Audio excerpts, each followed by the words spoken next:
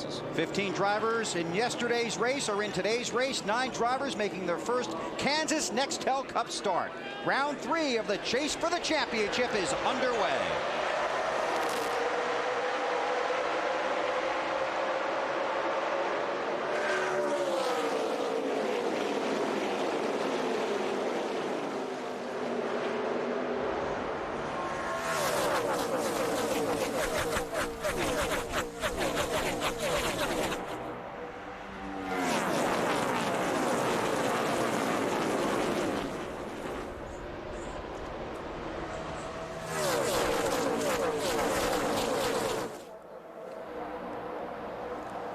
The road to recovery for Kasey Kahne begins with 5 bonus points for leading the first lap. Battle for second between Johnson and Riggs. J.J. Yaley did not get a very good start on that when the green flag dropped. That helped Vickers actually, though, get to the bottom.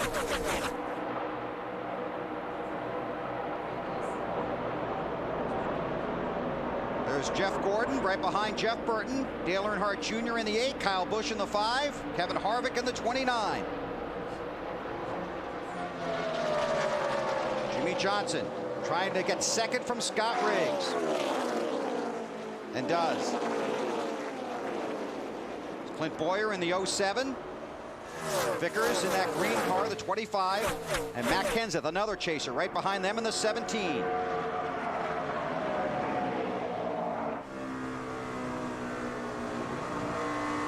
Get our first update on car 17 from Dave. And they're not sure they have the best race car today, Bill. In fact, right before the green flag, crew chief Robbie Reiser radioed the crew, and he didn't oversell today.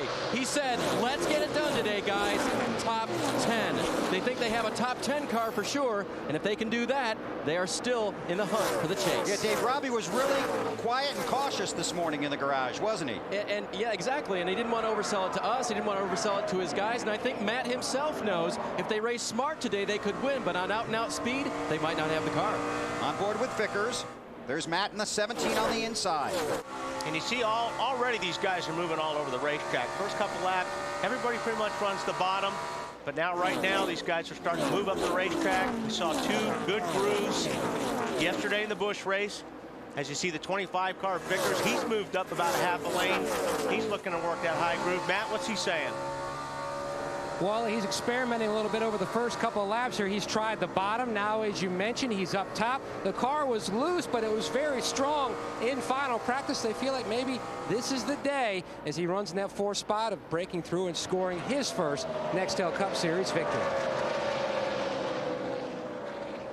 Jimmy Johnson on the bumper of race leader Kasey Kahne. Very fast mile-and-a-half track here. It really is. We saw the top speeds there earlier. I mean, you're 190 plus miles per hour going into these corners, and it's a very fast racetrack. You carry a lot of speed down in the corner. You don't use much brake. You just roll off the throttle. You're hard on the gas. You're flying around this racetrack, and you got 42 other guys doing the same thing around you. So really got to be focused on driving a race car around this place. Johnson trying to get the lead, Marty. Trying all he can, Bill, and he told me a moment ago before he got in the car, listen, today is just very simple. Let's get the top 10, maybe a top 5, but I want to get some bonus points. I want to lead early in the race because I know that we have a fast car. My goal, take care of it early in the race because I'm fairly confident we have a car that can win this race, and there's some good racing in the back of the field too, Bill. Yeah, this is only back at 9th. This is for 9th. That's Gordon in the 24. Earnhardt Jr. up high. Burton in the 31. Update on the 24 from Dave. And Jeff told me moments before the race started that they wanted to, that the start of the race wasn't that great for his car. Actually, the start of every run, the first 10 laps, he told me, I've got to be careful how I'm racing the other guys. If they're definitely faster, I'll let them by. If not, I'll race them hard. Right now, Jeff has moved forward a couple of positions. That's good news. Matt? The one thing the 18 feels like that stands out over the past couple of races, Dave, is much like the 31 team this year, not able to put together the complete package. They feel like, judging from their notes from final practice, this is the best that they have been on the intermediate tracks all year long. This car very stout here in the early going, AB. Well, Jeff Burton's story is a little bit like Jeff Gordon's, but on a broader picture basis. Jeff Burton told me he wasn't sure how his car was going to be at the beginning of the race today, but they were really trying to anticipate having their car be the best at the end of the day. The sun is out, the track conditions will change through the day. They're hoping that their car shines the most when it counts the most in the final laps. We're racing hard. Yeah, they're going to have pretty hard. To me, that lap there looked like the 31 car of Jeff Burton was a little bit tight. You can see him go into the corner and look like that car. Oh, we got trouble off of 4. Robbie Gordon.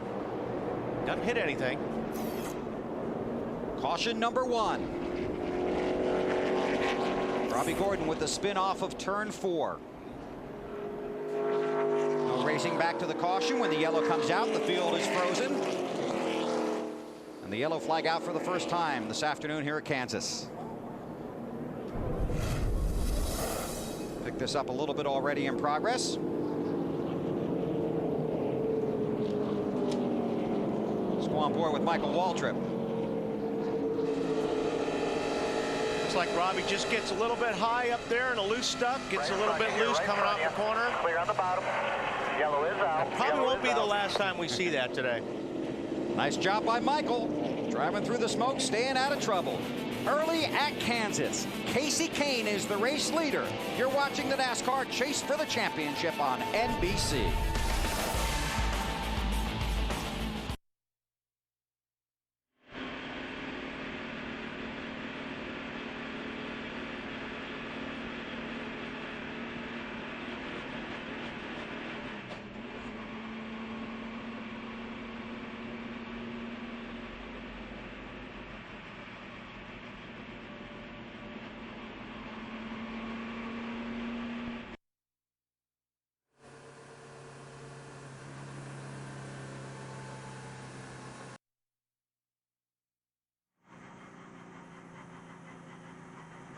Today's race pace is probably a second and a half slower than yesterday, so it's a pretty big difference.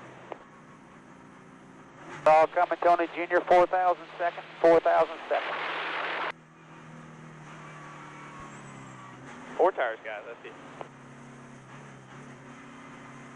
Got a 6-foot opening up there in the front, so just stop on the sign, you'll be clean, clear to get out. Heading to pit road, just 10 laps into the race. Matt.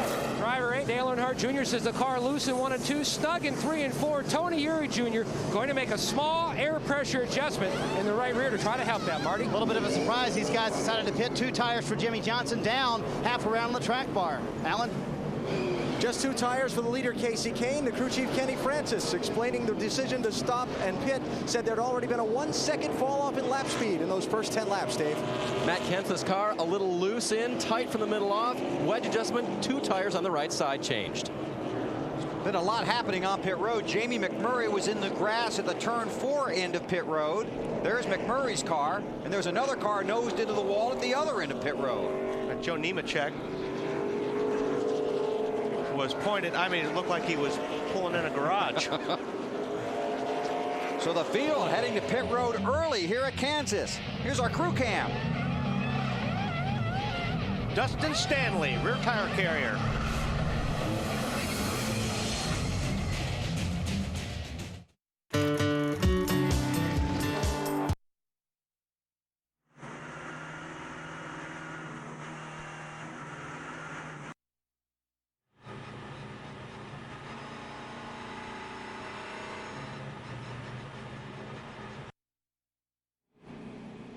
You're in the proper order, 1, 10, 11.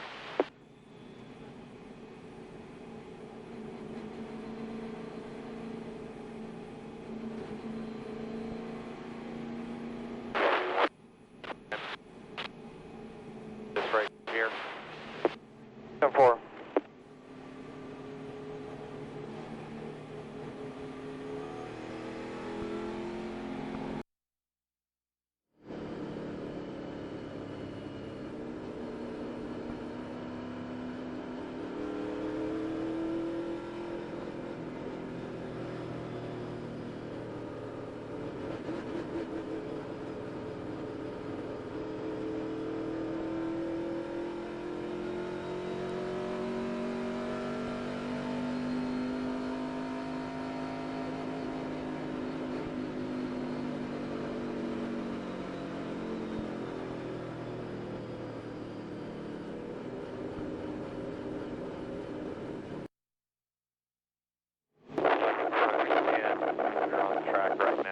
got 2 tires.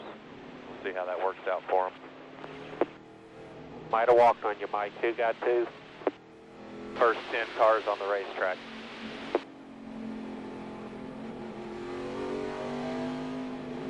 But the first 2 stayed out, then from 3. Get involved. Show your competition. Pace car is in.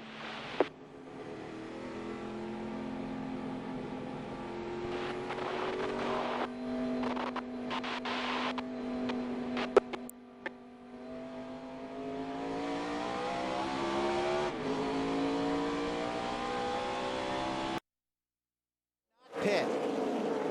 I'm surprised all those guys came. I was not expecting the whole field practically to come down pit lane. And some guys paid a price for it because of all the traffic down there. 3 wide for the lead. Johnson to the inside, Kane to the outside. Kane working his favorite line up on top. See what that 48 car looks awfully strong in the early stages this race. And wants the 5 bonus points for leading a lap, and he's got them. Update on Casey Kane from Allen. Yeah, just to go back and reiterate why all those guys came down pit road, Bill. Kenny Francis, the team director for Casey Kane, said that the lap time had already fallen off by 1 second in those opening 9 green flag laps of the race. They figured if they stayed out and guys in the back came and got tires, by the time they might have gotten a caution flag, they'd be in a lot of trouble, i.e. Ryan Newman right now. He's going around, right in front of some of the chasers. Right in front of Jeff Burton. There goes Gordon, goes around. Harvick's in the grass. But all these guys are okay. They didn't hit anything. As long as they get through the grass without damaging their front valence and stuff like that, they go easy. You see Harvick's already on pit lane. Denny Hamlin's also in the 11 car. Yeah, he took going down pit the lane. evasive road to go down pit lane. Gordon didn't do any damage there to the front of the car. Well, as Allen was saying, I mean, he was loose. We saw that when Allen was talking, and he just finished it off right here, right in front of the field. I mean, look at all that smoke. When you're a driver, you cannot see anything. And Gordon and those guys just turned the car down left hard to avoid that wreck because they couldn't see anything. looks like Burton might have gotten a piece of it here. From the chopper upstairs. Tell you what, Burton did a great job getting that car slowed down. And you see both Harvick and Gordon just turned left and headed for the grass. That was their safest out. Now watch this shot from the 31 car. This is what it looks like when a car gets sideways in front of you. That's it. You don't see much till it goes away. Here's Harvick. Now Harvick doesn't know where to go, so he just cranks it to the left. As does Gordon, and just gets in the grass, and that was the safest move to make. So Jeff Gordon brings his car to Steve Letarte and company. And you know what those guys did? I mean, they pitched those cars down that pavement. It still hurt the tires, even though they went through the grass. You want to just be real careful. Make sure that you got good tires on the car. And I'm sure they're going to do the same thing here, Marty. Yeah, Kevin Harvick brings his car in. Wally, oddly enough, this is the car they ran at Michigan. Same thing happened to him early in the race. They ran through the grass. They damaged the valence that time, fixed it, still finished 11th, but there's no damage to the valence. They will change 4 tires. He said he's a little bit too loose, and the water temperature's a little too high, so they're going to pull some tape off. That'll help both of those conditions. They're going to check over the car very thoroughly, make sure everything's fine. It appears to be clean. They send him back out with 4 fresh tires. You see that yellow strip on the nose? Right. That's the valence that Marty is talking about. That's the thing that you don't want to damage. It's very, very important aerodynamics on a 1.5-mile racetrack. Jeff Gordon has just left his pit stall. Some of the guys chasing the championship, dodging big-time trouble at Kansas.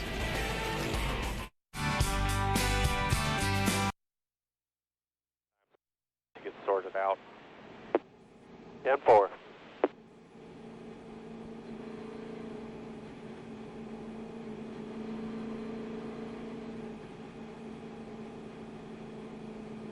Haven't seen but a couple of cars venture up top.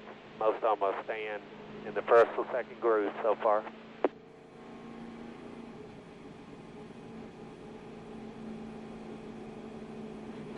Yeah, that's where the 12 car lost. It was up top.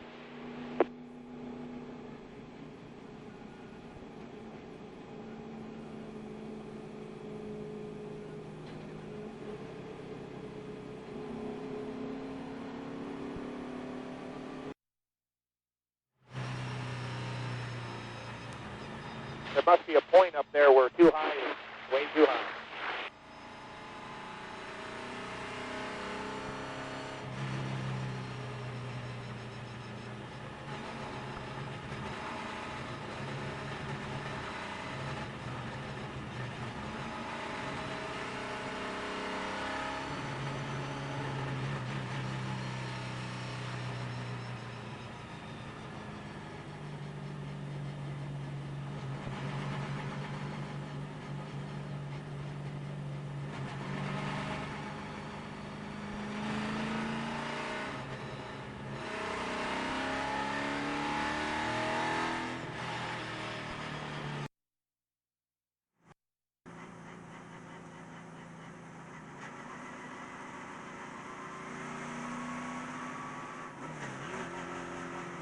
Dale Jr. pace car's off. That's the 2 car in your mirror. He did. Jimmy Johnson, the race leader. Flag, green flag.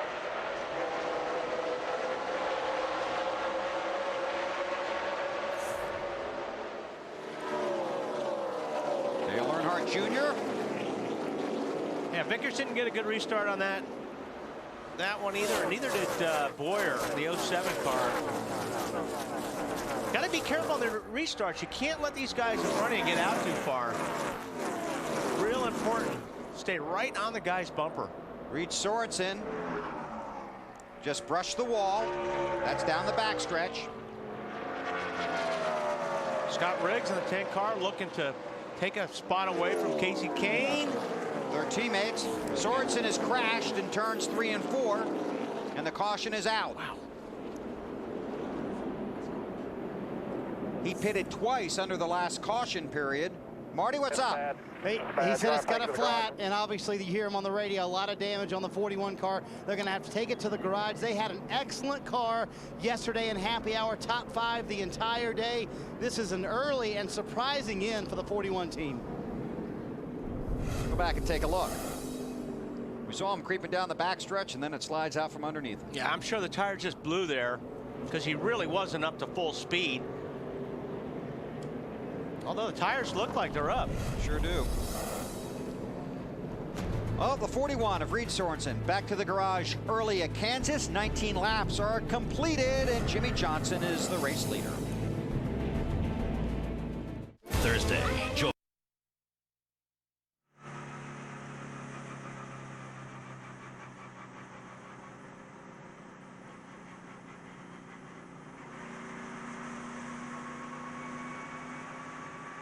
The 5 car felt like he messed you up on the previous restart, so he was kind of... Yeah. I don't know. 25 just didn't go. That's fine. He didn't mess me up. He's got to race hard. He's doing what he's doing. I told him I just thought you could put that in your memory bank. 10-4. I appreciate that.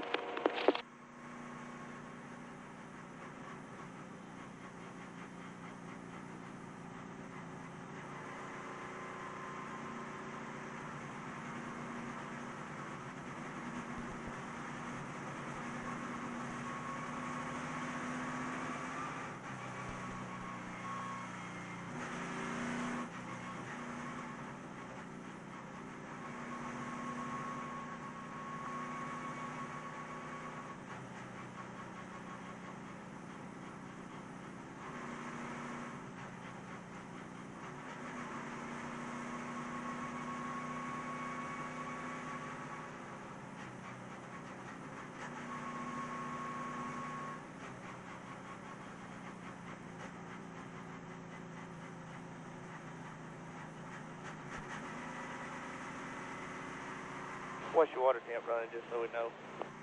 05. All right, thank you.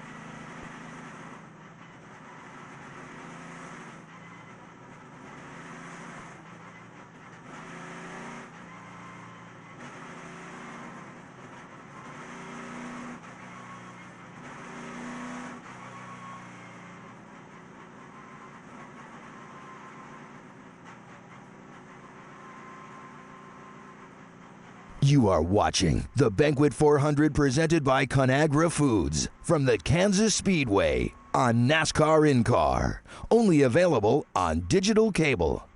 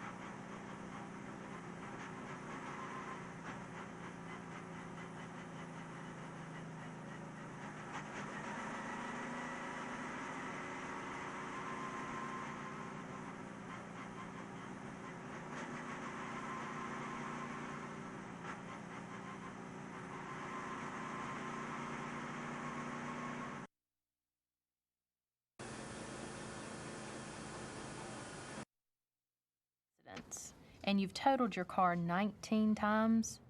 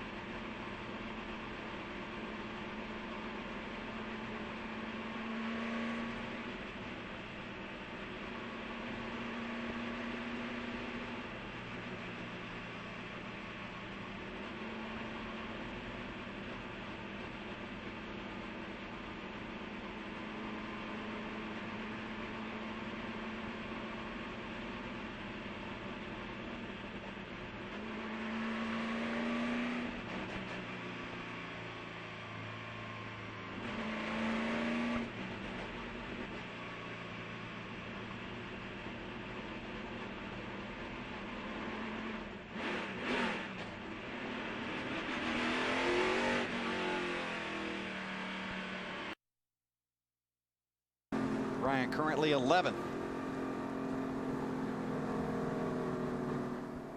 Started the day from the 4th position. Can't miss that paint job. Nope, you can see that. Very green car, Garnier Fructis. It's pretty cool looking, actually. Air products, yep. Jimmy Johnson, the race leader. Johnson led only 5 laps in the last 7 races and only 40 since the race at Charlotte in May.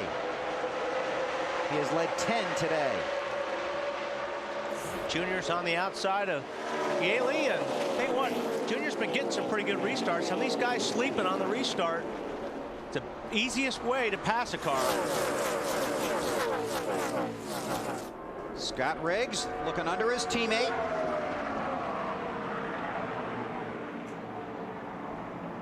Riggs low, Casey Kane high. Riggs gets second. That's right where he started. Kane back to third. An update from Allen. Yeah, Billy came on his team radio during the caution, told his team director Kenny Francis that if they can run 50 or 60 consecutive green flag laps, his car's going to be really good. Right now, though, the back end just a little too light for his liking in the early run. Marty? And Allen, under the caution, Scott Riggs, his teammate, and the two talked together and said, hey, let's work together, trying to get to the front if we can. For Riggs, he was a little bit tight on their one pit stop on lap 9. They made an air pressure adjustment, took the 2 tires, and obviously he has a pretty good car. They were a little worried about it early here in the race, didn't quite didn't know what it would be. Obviously not too bad. There's Kyle Busch in the 5, trying to get inside his brother in the 2. Kenseth in the high groove there.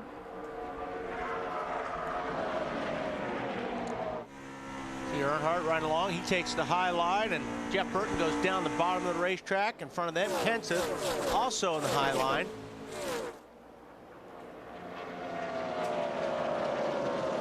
Marty? No, Matt. Bill Jr. took advantage on the previous restart when the 25 of Vickers lost his momentum because he had to check up. Also, a great restart this last time. Now, Junior's now on the bottom. Before he was up top.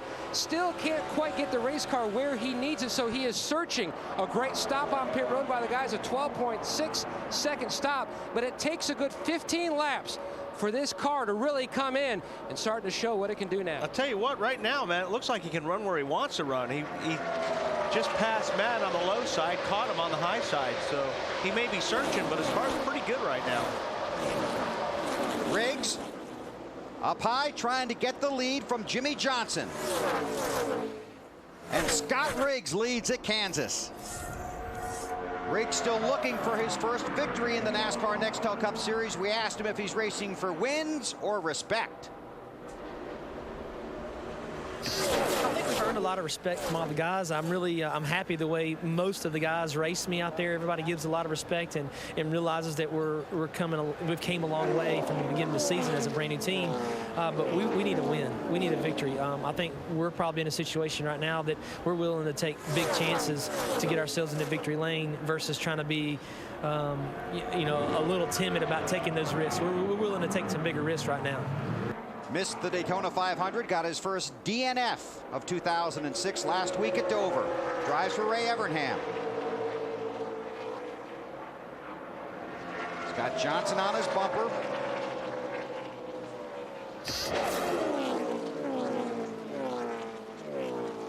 Marty? Bill Scott's led 91 laps this year, 90 of them in this car in one race, the Coca-Cola 600 earlier this year. And I talked to Scott about, are they on the verge of winning? He said, you know, I think we're close. I think we're getting closer to being a top 10 team. Remember, we missed the Daytona 500 earlier this year, so our goals have really been to stay in the top 20 in points. We've been able to do that. Now we need to go prove that we can be a top 10 team. The next step in that, getting a win. Tell you what, some good racing going on right here. These guys have been running side by side. They've all been in just about every lane you can think of. Has Kyle Busch in the 5 car right now in 8th spot, just taking a spot away from Dave Blaney in the 22. Got Yaley there in the bottom. Mark Martin now in the 6 car right there. So some pretty good racing going on right here in this pack. And while that sorts out, Boyer on the move for 2nd. It's going to make a lot of fans happy. From Emporia, Kansas, about 105 miles from here to 2nd place for Clint Boyer.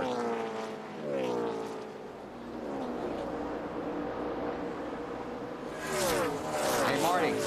Yes, Bill. Clint Boyer? Yes. He's going somewhere. He is, and he has about 400 friends and family here. That's more people than you know, isn't it, Wally? Hello, Wally. Yeah, Marty. Continuing our theme from yesterday. But Boyer told me earlier, you know, I would love to win here in front of the family and friends, but I did so much activities with him this week that I was just ready to get in the race car today and go race the race. You know, I entertained people all weekend long. It was fun, but I was ready for today's race. Boyer trying to hunt down the lead.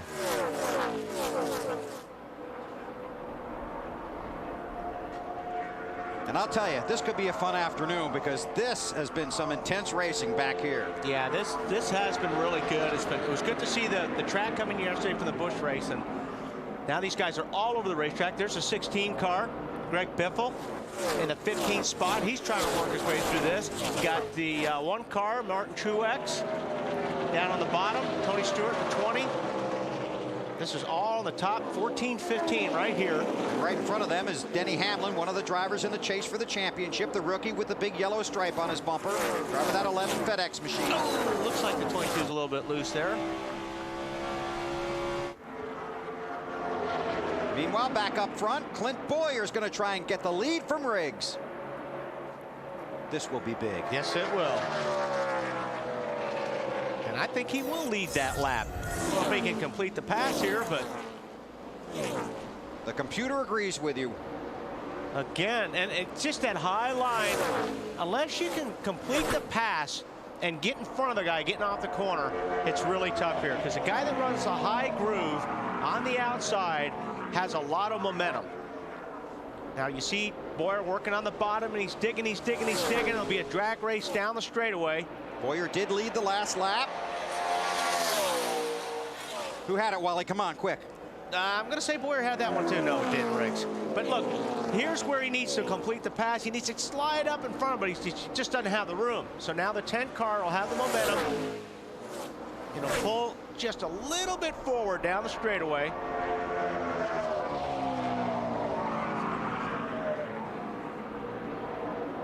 Now he's got to slide up. Now he'll keep it. And back in third place, we've got a 3-car race.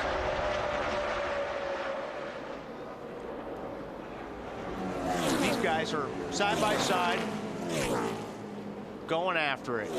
It's Casey Kane. Whoa!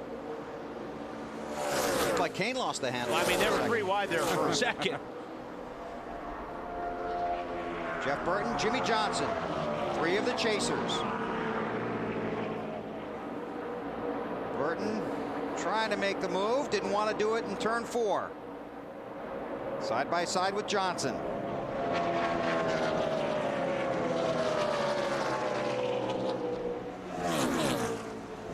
Got Earnhardt coming there in the 8 car, and he's coming pretty fast right now. Been running some very good laps. This is going to be a fun afternoon, racing all over the place at the Kansas Speedway. And right now, a native of Kansas, Clint Boyer, is the race leader.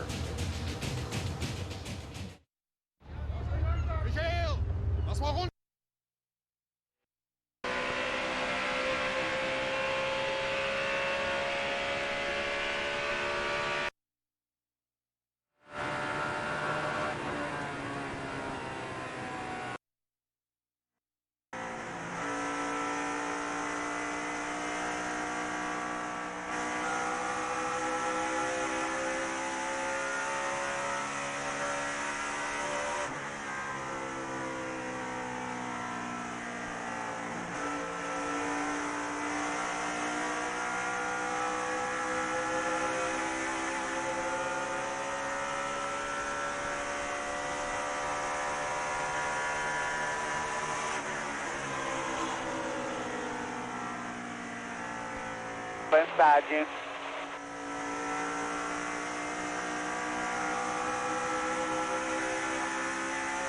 Clear.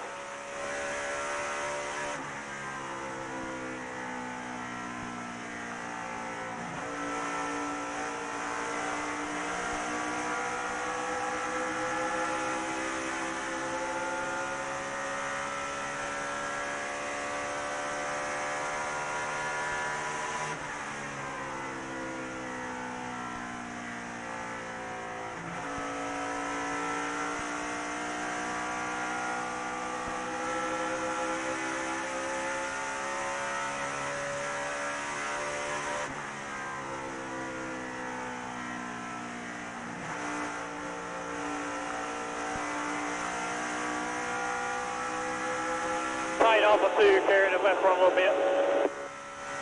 8-4.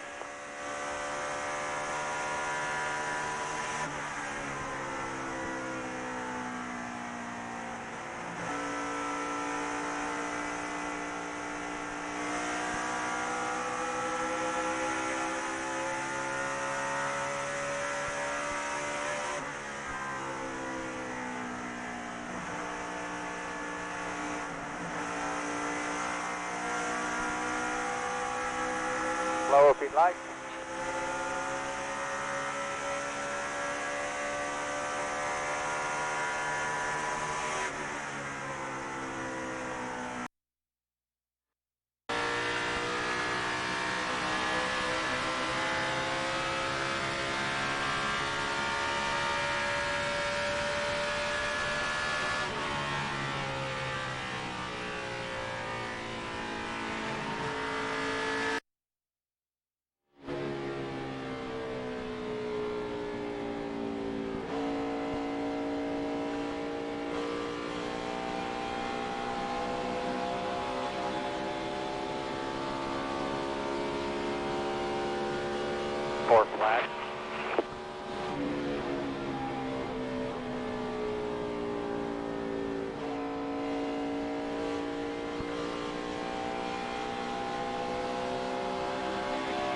Clear about 7. There are a few cars running up.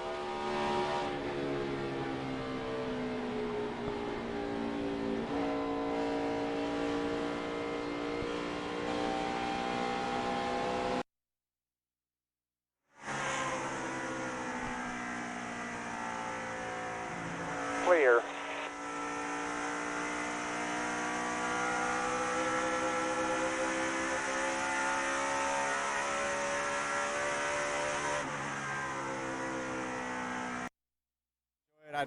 I don't think they care. They perform under it, so they must not care too much about pressure. Kane under pressure now, having just been passed by Dale Earnhardt Jr., and he's got Jeff Burton breathing down his rear bumper now. Matt? Dale Jr.'s moved up to that Richard Petty line and definitely on the move, mirroring the lap times of the leader. Now, their expectations coming in, about halfway through a run, this car would really come to life, and that's exactly what it's doing, just a tick on the free side. AB? Well, Jeff Burton with the close call a little bit earlier when Ryan Newman spun in turn 4 at lap 15. He took just 2 tires on his lap 11 pit stop. He says his car lacking a little bit of front grip now as he tries to take a spot away from Kasey Kahne. Marty? Jimmy Johnson running in 6th, trying to hang on a race car onto a race car that's fairly loose, lacking some rear end grip. But Jimmy knows, like we talked about earlier, 5 tracks, especially these 1.5-mile tracks left for him in the chase, and he likes these final 8 race tracks in the chase.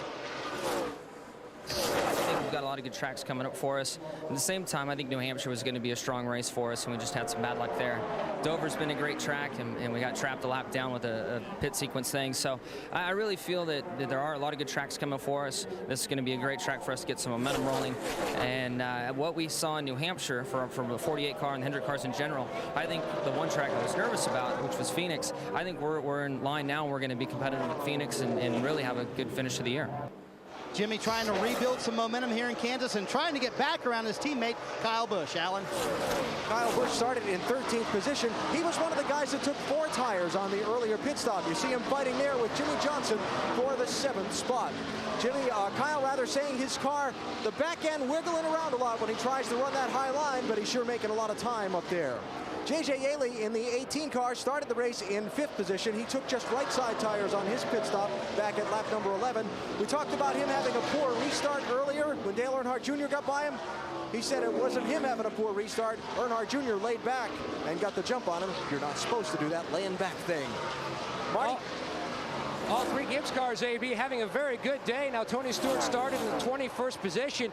Wants to drop some air pressures on the next stops as the car is tight exactly in the center of the corner. He just cannot get the back end to unhook, but he's having a very solid run starting from the 21st position. Alan?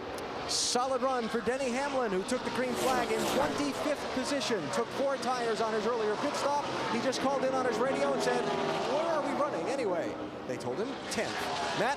Just outside the top 10 is the one of Martin Truex, coming off a great run at Dover. His career best finish of 6. Needs a long green flag run for this car to show what it can do, and it's exactly what he's getting now. Says the car is good, especially on exit. Dave?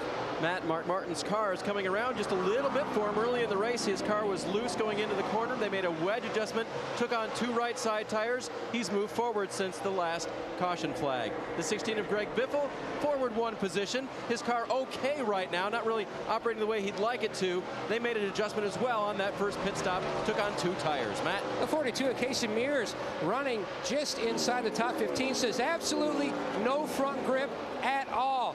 I'm the only one out here with that problem. He's asking, they're telling him nope. A lot of people are saying the track completely different from how it was in final practice. In the 66 of Jeff Green, he's dealing with a combo platter of issues. The car both loose and tight, trying to figure out which is the biggest issue to fix first.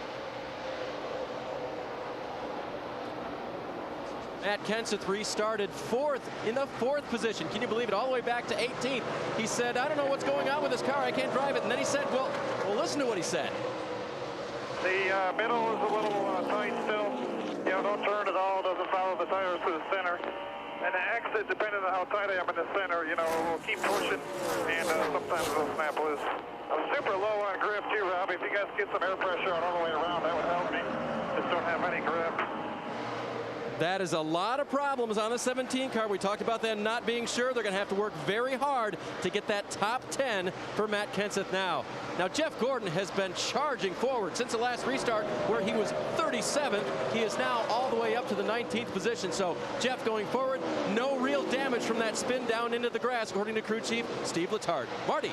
Kevin Harvick going backwards, Dave, just a little bit. Restarted 25th, back on lap 18th. Currently, he is in 19th position, and 29th position, rather. He said the car is tight off of the corner, but he doesn't really have any rear grip either. That means he has pretty much no grip out there. A completely different car back in traffic for Kevin Harvick than it was up front. Thank you, gentlemen. 40 cars are on the lead lap. Kenny Wallace runs 40th. Boyer continues to lead. And this is for third. Kyle Busch trying to get it from Scott Riggs. It's like Riggs may have lost a handle there a little bit as we put more and more laps on these tires. You start seeing guys having trouble. You start seeing guys moving forward. Earnhardt Jr. up to second place now. You can see the names in yellow in the ticker are the guys in the chase for the championship. But right now, it's one of the guys not in the chase. One of the young guys Wally talked about. Clint Boyer from Kansas is the race leader on NBC.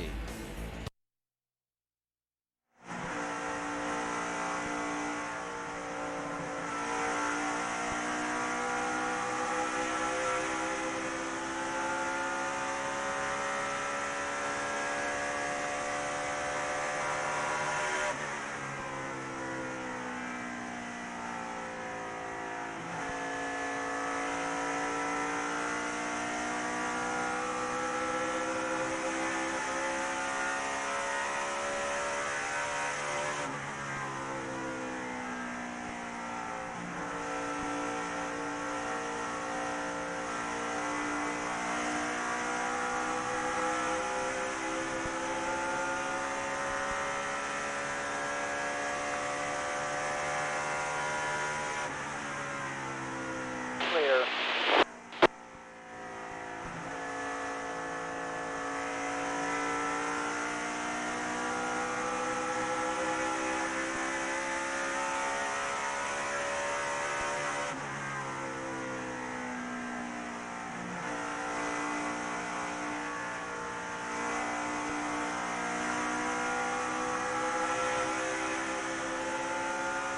Is out. Caution is out for debris.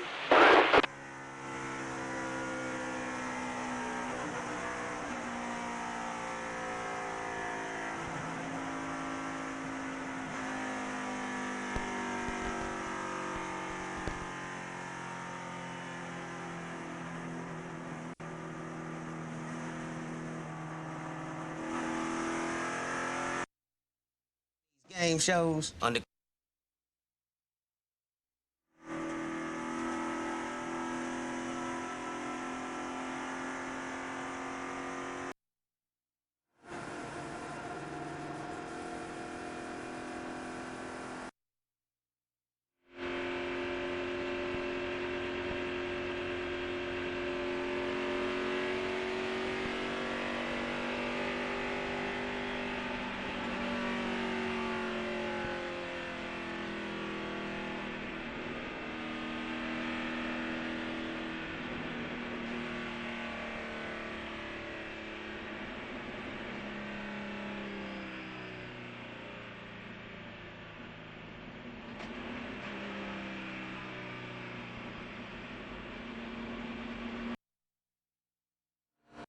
Stop you short right here. Guys, 4 tires. A little snug. That's it. Just small adjustments, I guess. Whatever you want to do. Yeah, we're just going to make a small adjustment. Half out of right front, half out of left.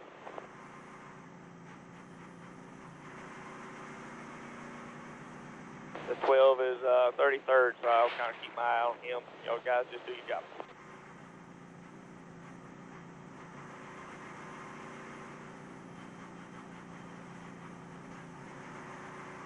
The road is open. The road is open. 4,000, second gear.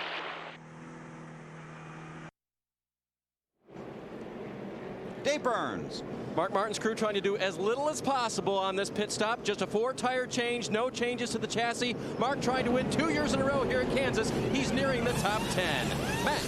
Tony Uri Jr. going to shuffle the air pressures for Dale Earnhardt Jr. Slightly, has just a slight tight condition now. Newman is 31st. He will be pitting right in front of Jr., but Jr. has a 5-foot gap because of the camera at start-finish. Marty? Leader Clint Boyer's on the top of your screen. The car just a little bit too loose at the beginning of that run. A pound in the left rear tire, half a pound out of the right rear tire for Boyer. Alan? Bottom left screen, Kyle Busch pitting from 3rd place. His car lacking some rear end grip on the car. 4 tire change, a track bar adjustment as well, and the race off pit road. And there is the Nextel race off of pit road. Dale Earnhardt Jr. wins that race. Nextel celebrating speed, teamwork, and getting things done instantly. Good job by the A crew, getting Earnhardt out there. Take a look at it.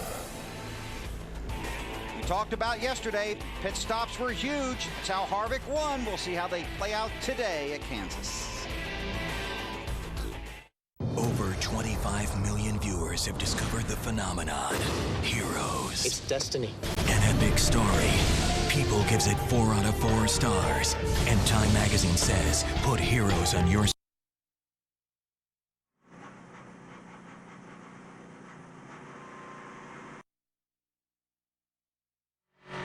He was wondering if all that rubber.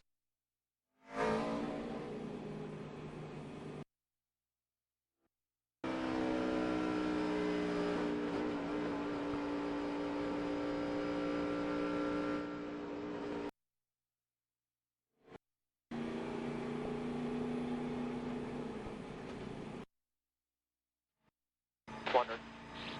It's in for Kevin. I mean, there's a lot more on there from that race yesterday than we practiced on, so we'll keep working at it. Right here, we'll get you going. I mean, if you could have cleared them guys right there, I mean, you were running, until you caught that 14, you were running the next 10 of them cars down about 3 or 4 tenths of a lap, and it's just the track position, we got to get around them, so we'll keep working on it.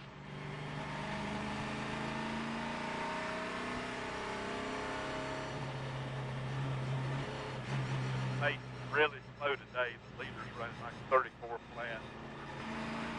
34 flat. Hot rod cars last night, done it or not.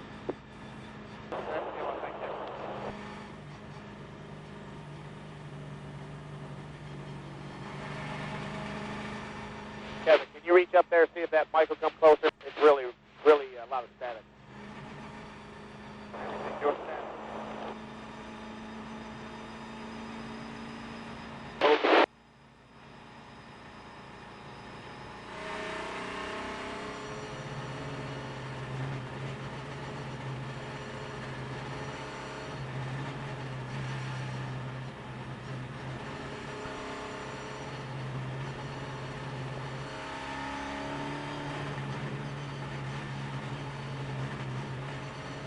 You want to go with the line?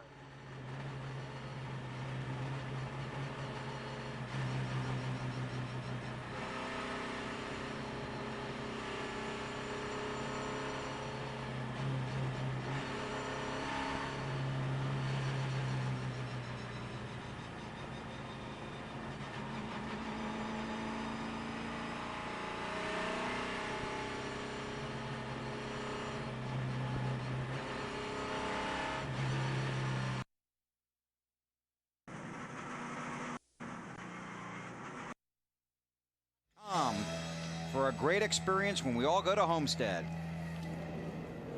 Dale Earnhardt Jr. is the race leader. Here's the conversation between driver and crew chief Tony Uri Jr. The 5 car was behind you. He was maybe the best car right there at the end of that run by half a tenth. He run the top on both ends.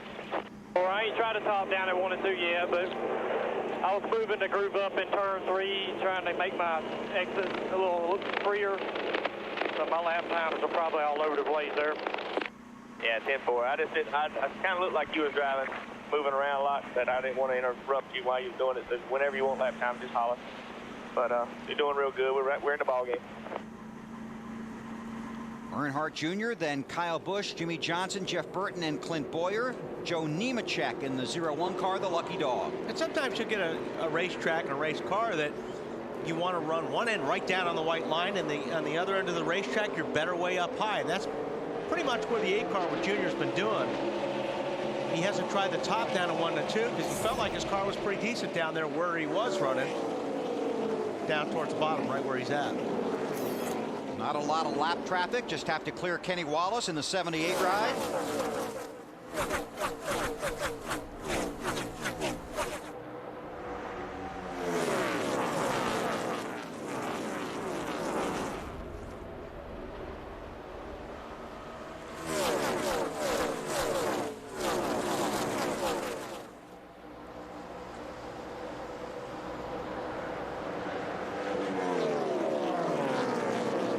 Has his 5 bonus points now. Teammates right behind him from Hendrick Motorsports, chasing the DEI car.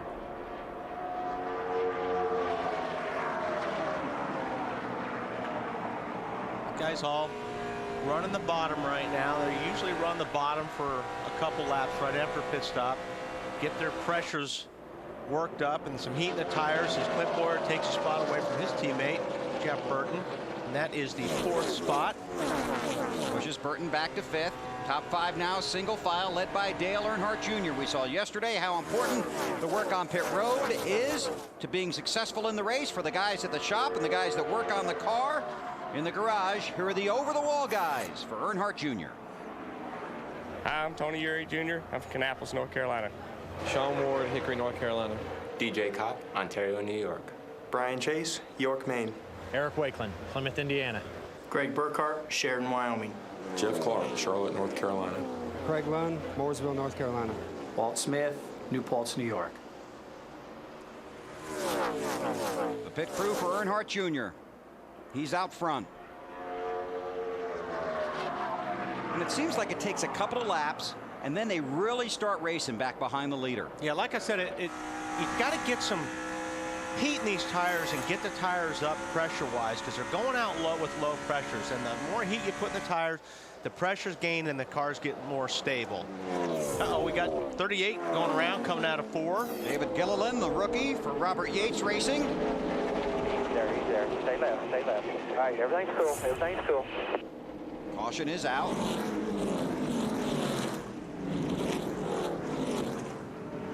5th caution period of the day.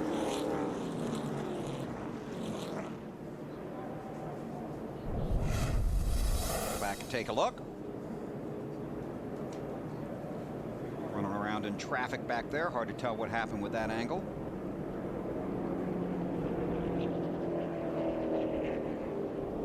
Let's go on board with Kevin Harvick. So it looks like he was just up high. Got loose getting out the corner. We've seen that a lot last couple days. It's the second one Harvick's had the drive-through today. Kenny Wallace is the lucky dog. Dale Earnhardt Jr. is the race leader under caution at Kansas. Banquet 400 this weekend. Help that left front on exit there. Okay.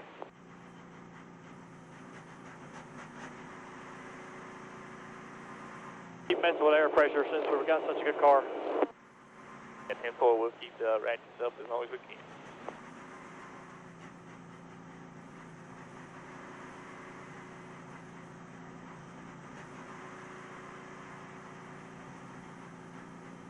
We're staying out right here.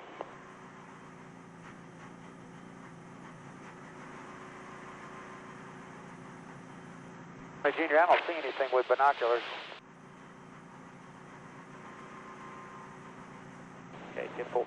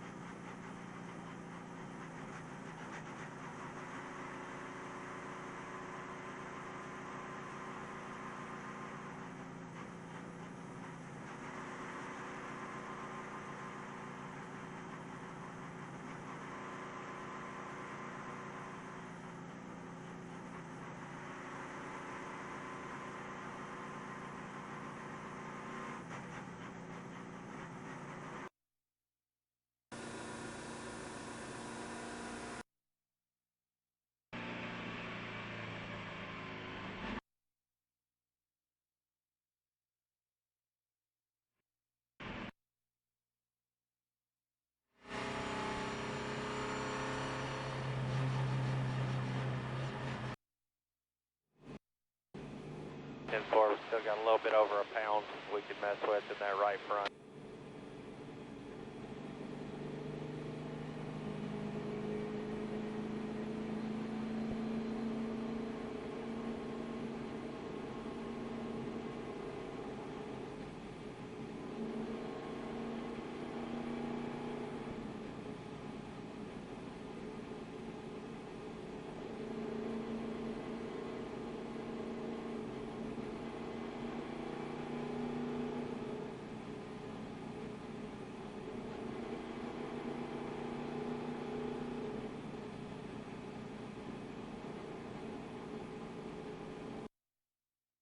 Home with one of the models. Monday, Thursday, and Friday on NBC. Go to NASCAR.com during the race.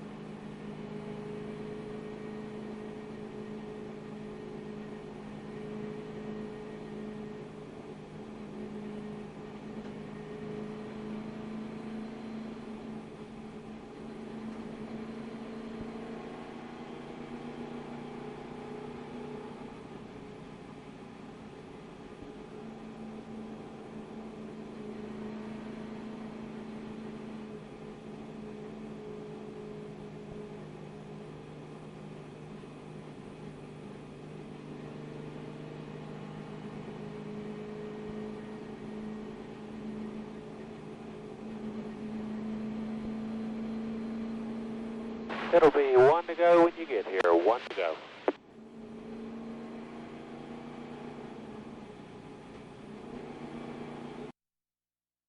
So the valence looks fine. Concern level now diminished here for Dale Earnhardt Jr. and his team. Marty? And Matt, there's very little concern for Jimmy Johnson, kind of playing it out like we told you before the race started. Very patiently, know they have a very good race car. Jimmy said the car's a little too loose right now. Can't quite put all the wheel to it that he would like to. That makes the car even a little looser. Alan? Jeff Burton running in 5th position, kind of looked like he was hanging on in that first few laps after the last restart. Came on the radio, told his crew that he felt like his car was all over the place, but his crew chief Scott Miller told him, well, give it a couple laps for the air pressures to build up. I think I heard Sir Wally say something about that, and they expect the handling on that car to improve as that happens. Thank you, Alan, and thank you, Wally. You're all over it. After the big Seahawks-Bears game tonight, go to NBCSports.com and check out the Football Night in America crew as they debate the hot topics of the week in an exclusive video roundtable discussion only at NBCSports.com. Field has gotten the 1 to go. Go green this time by Earnhardt Jr., the race leader, then Kyle Busch, Jimmy Johnson, Clint Boyer, and Jeff Burton, followed by Casey Kane, Scott Riggs, Tony Stewart, Martin Truex Jr., and J.J. Yaley. Jeff Gordon runs in the 14th spot. An update from Dave. Phil, you remember at the beginning of the race when we talked to Jeff today, he wasn't too concerned about the motor issues that the 5 had and the 48 had the week before. Talking to the engine guys this week, Scott Maxim told me that they really haven't found anything in the 5 from last week. That's one reason why they didn't change anything in the whole program. They looked in their microscopes at their shop. They sent stuff out so people could look with electron microscopes. They ran some theories on their spintrons and purposely broke parts, but they really haven't found anything to point at from Kyle Busch's motor issue. And until they do, they're not going to change anything. They'll stick with what they got, and Jeff hopes it'll be strong all day. And Dave, we'll be watching the Hendrick motors and the Childress motors today as well, don't you think? Quite a battle between the two, and we don't know what happened. Actually, I don't know what happened with the Childress motors last week. Kevin Harvick said in the garage area on Friday he doesn't care. He just wants to get in the car and go back at it and get the points back. We're under green.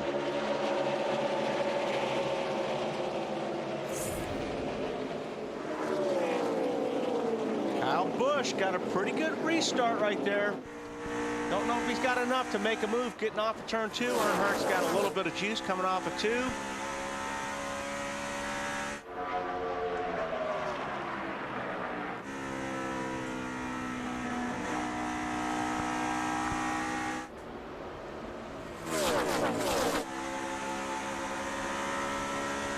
It'll take a lap or 2 before these guys start moving around. You got the 9 car. Casey Kane went to the top immediately. Imagine that. See if we can make it work right here. This is where you get the gas, right? Coming off the corner. You just get a lot of momentum getting off the corner when you're up on the high line. Allen. Hey, here's something that Wally might be able to address from his driver's perspective. Kasey Kahne came on the radio during that last caution, asked his team director, Kenny Francis, is the wind going to stay strong all day long? He's the second of these top 5 drivers I've heard mention the wind as affecting the handling of their cars, particularly in turn 3. That's very true, Alan. It was really blowing pretty hard earlier today, and it's gusting pretty hard right now, and you can feel that. When you bring the car down in the corner, you can feel it moving the car around. And these cars are so aerodynamic sensitive anyway. When you've got a big crosswind like that, you can feel it.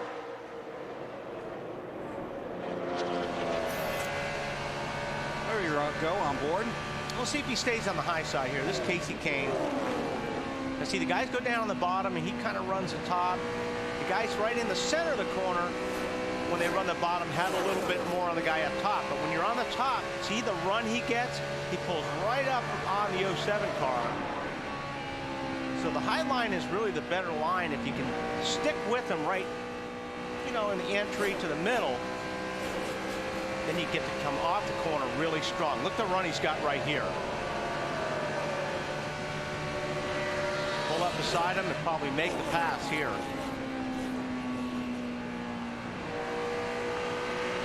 If you make the car work, the high side's obviously where you want to be. Yeah, where you want to be, because it's really hard to pass a car. Even if your car's really good on the bottom, it's hard to make the pass when you've got somebody that's running as good as that 9 car on the high side. It's Clint Boyer in the 07.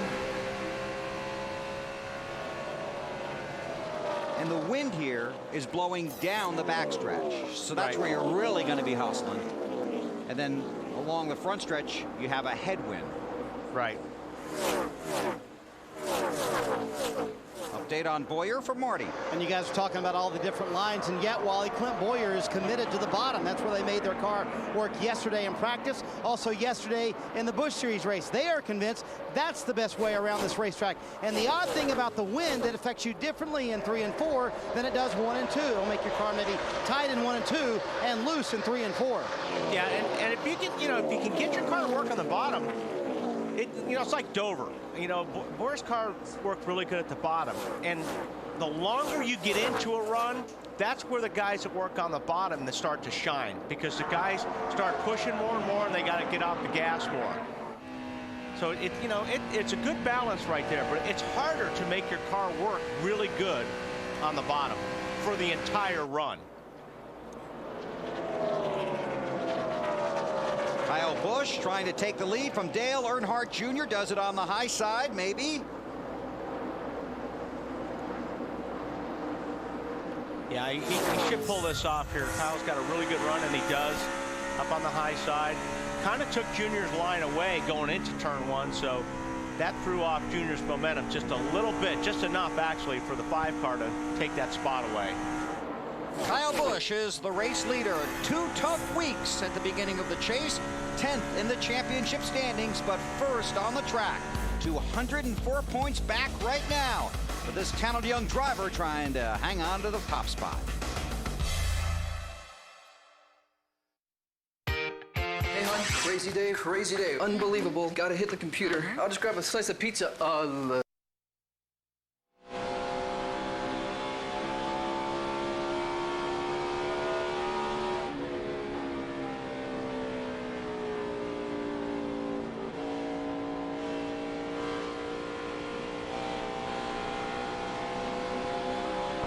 think I'm just a little bit too tight on corner exits. I think that's where they're beating me. 10-4.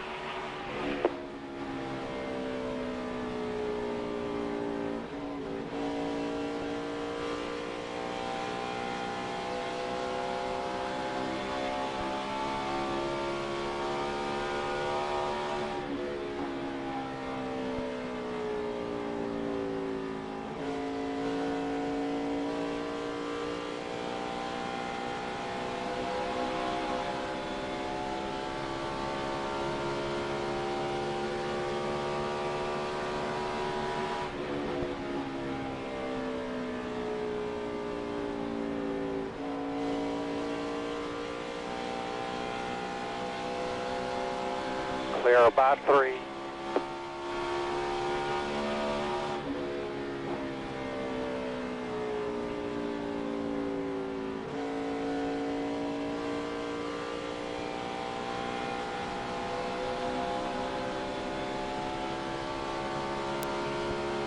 Clear by 1.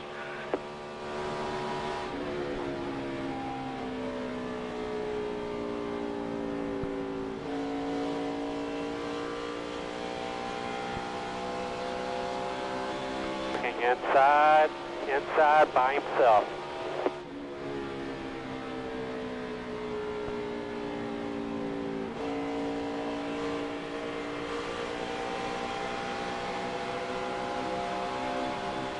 Clear.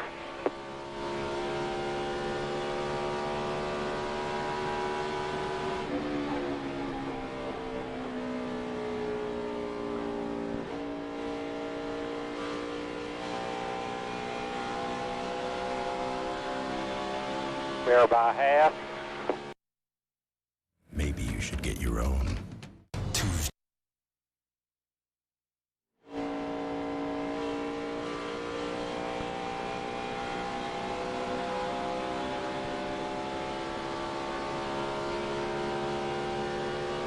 .377. Looking inside. Clear.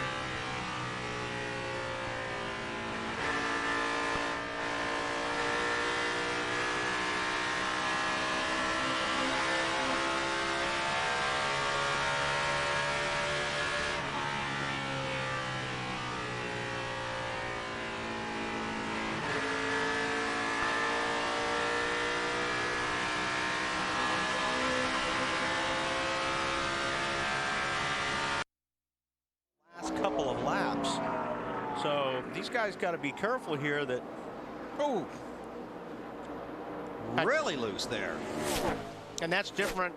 How? No. I mean, Kyle, we talked about it yesterday. I mean, Kyle Busch runs a car loose all the time.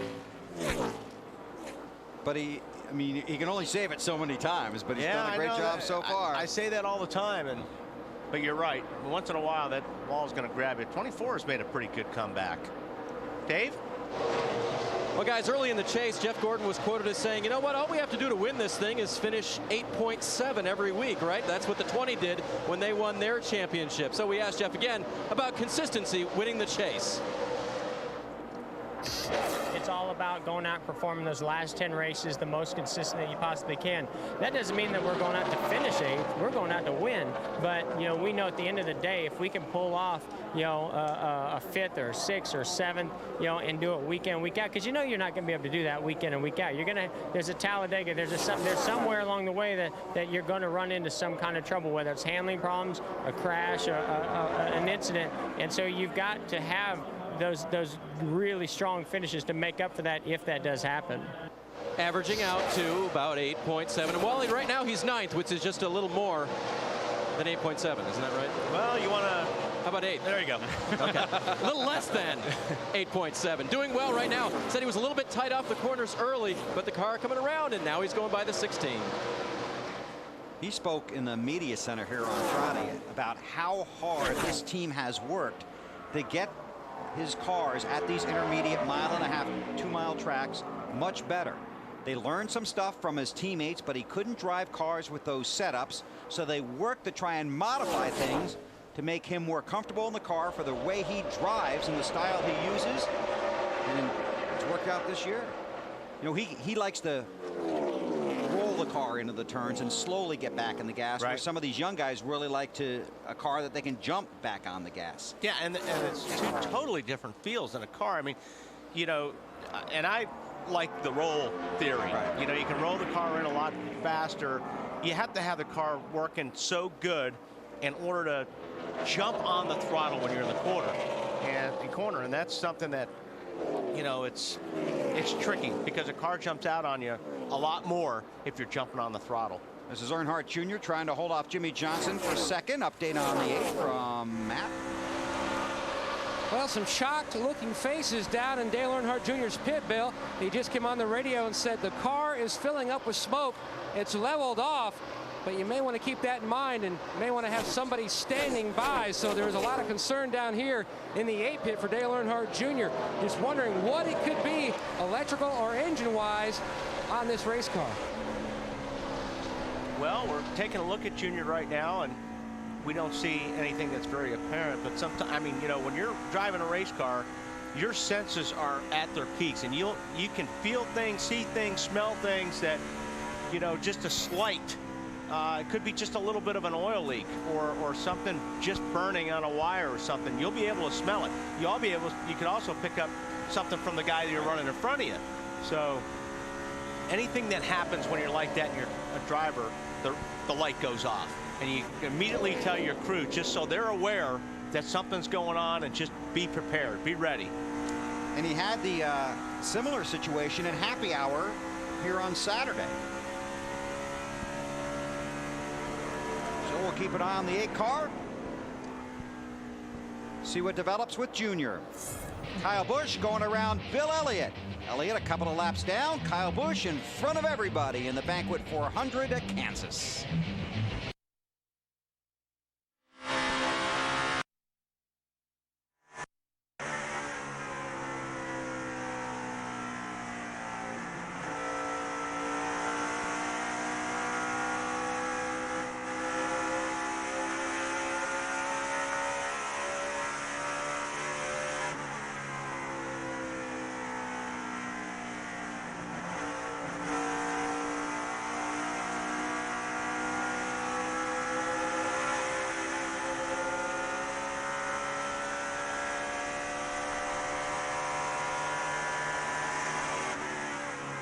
Clear.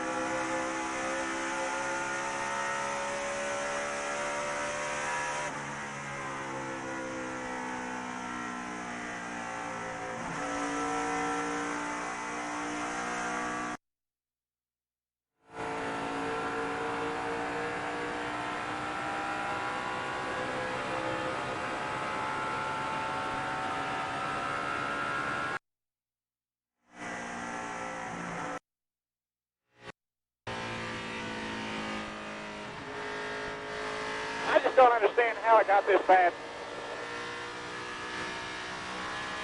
It's one lap anywhere, no matter what part of the run you're in.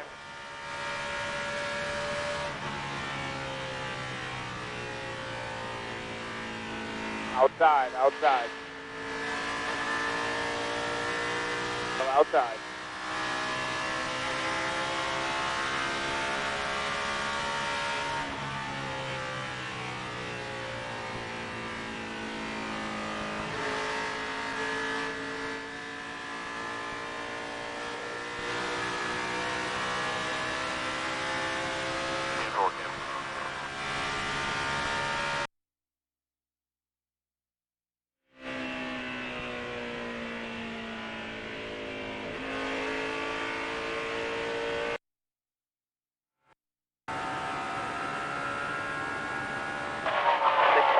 Real nice rhythm right there.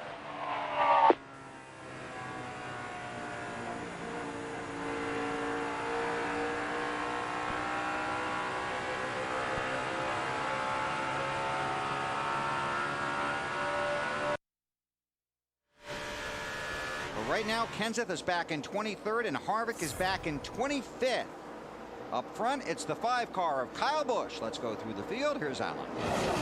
And talking about the race leader, he just came on his team radio about 5 laps ago.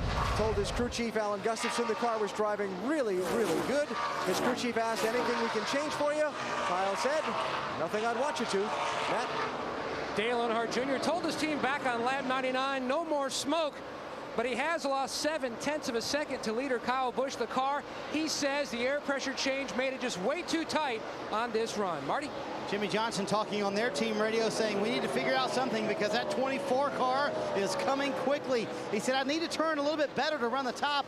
That's where all the grip is. Let's make an adjustment for that. Clint Boyer hasn't said a word on this radio the entire run. All they're doing is giving them the leaders lap times and the guys behind them lap times, and that's it. Keeping it still on the bottom. Alan? Jeff Burton, a very solid 5th right now in the 31 car for Richard Childress Racing. Of course, Burton took the Nextel Cup Series championship lead with his victory last Sunday at Dover. So, Jeff, now that you've got the point lead, how do you race to protect it? I think we have to avoid the bad day. Obviously, you know, that goes without saying. But more importantly, we have to continue to improve. We have to continue to get better. We can. We're not good enough to think that we can just coast our way into this thing. We've got to continue to try to improve and make our cars go a little faster and then do the right things with them. Jeff Burton has improved 5 spots from where he started in this race. He took the green flag in 10th. He's running 5th. Dave? Yesterday during the Busch Series race, Steve Letarte, Jeff Gordon's crew chief, was interviewed, and he said we'd be good today on old tires if we got long runs. Well, they've gotten that. We don't need the heat. Well, it is hot today, hotter than yesterday, but they're handling that very well, and Jeff's driven all the way up to 6th place. Kasey Kahne led this race in the opening laps. He's fallen back to 7th place now. Remember, they took just 2 tires on a stop at lap 11. Kasey came on the radio, told his team he didn't feel the 2-tire stop earlier worked for them. We'll see if that plays into strategy later in the day. Matt? Big Orange running in the 8th position. Tony Stewart battling the same issue he has fought on the intermediate tracks all season long. The car just too tight when it tries to roll through the center of the corner. A host of changes on the last stop, specifically track bar, just to try to help this car's handling. Dave? Good run for Greg Biffle. Started the day 29th. He's up to the 9th position now.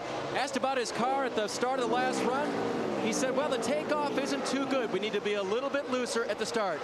Greg is a pilot, so I guess he knows about taking off. Marty?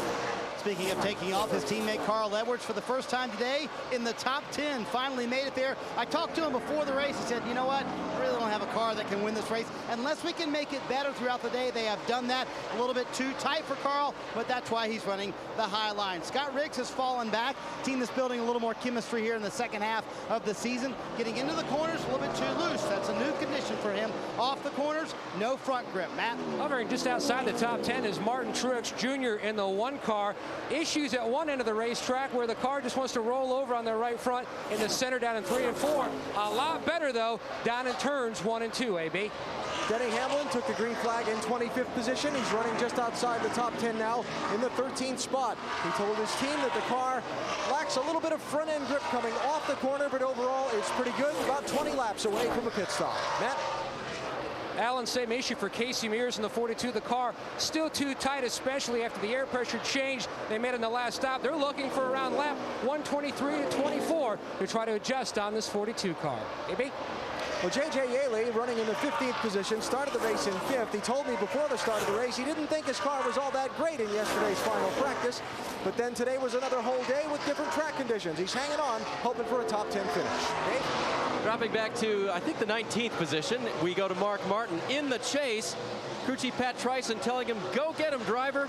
Mark's response, I can't get him when the car is pushing this bad. You sense the desire in his voice. The car just not there right now. Another car that's not there, his Roush Racing teammate.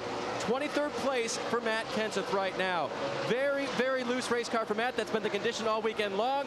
He radioed his crew chief and said, I didn't know we had anything this hard to drive in our camp. Marty?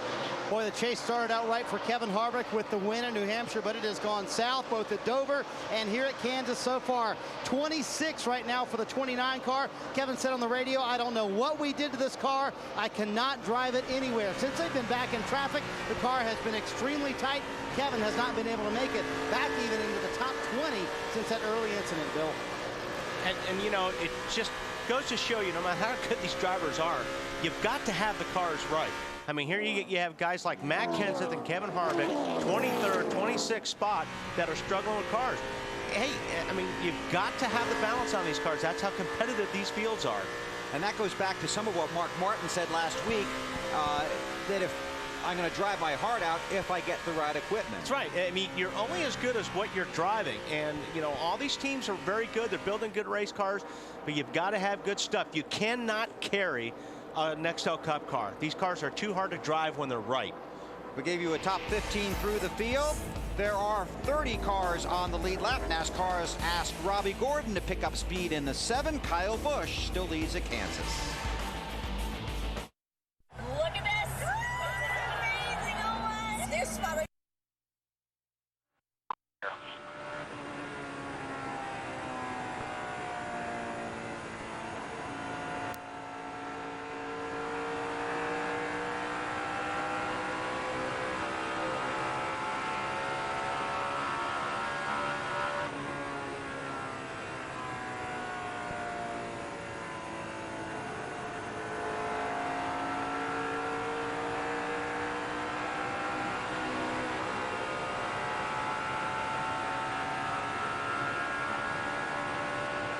Tour lappers 14 and 22.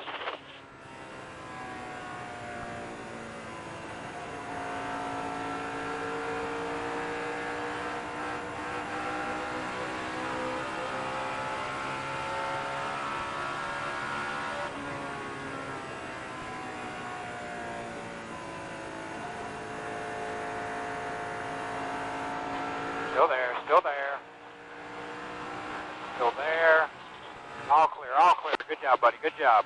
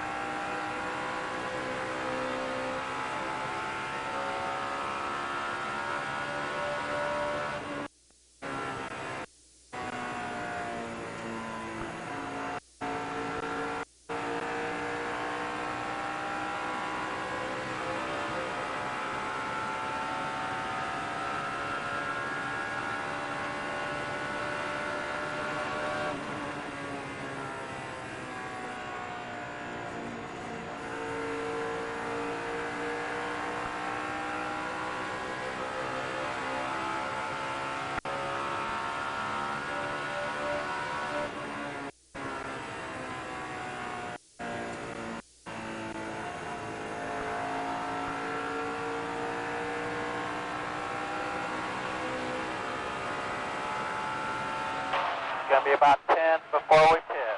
Be about 10.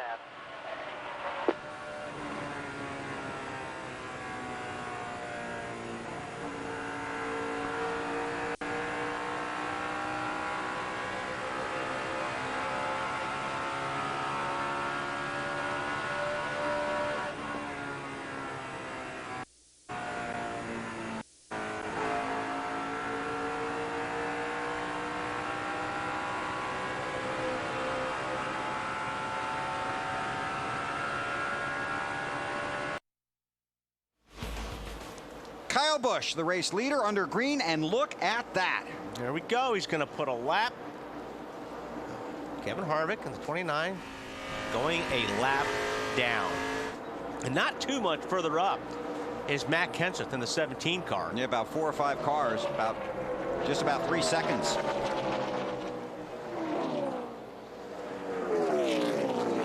.117 laps complete. Kyle Busch, the race leader. Time for the Singular Race Talk solution. How you voted. Which Kansas, Missouri area native driver will be the next to win a cup race? How to come out? Carl Edwards. Paul runs in the 8th spot. Clint Boyer runs 4th.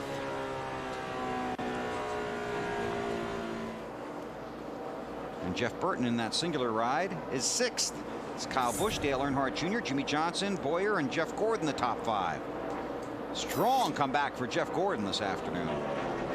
Boy, I guess. wasn't too long ago. I looked down, he was like 25th or 26th. Right. I'm like, what is wrong with them? Well, both he and Harvick dodged the spin by Ryan Newman, too. Hasn't worked out nearly as well for Harvick, back in the 26th spot, now the first car a lap down.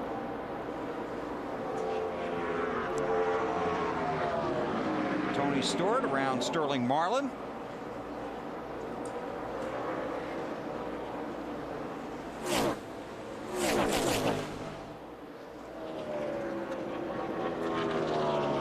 Stewart in the 7th spot. And Edwards is a car behind him, right there in the 99.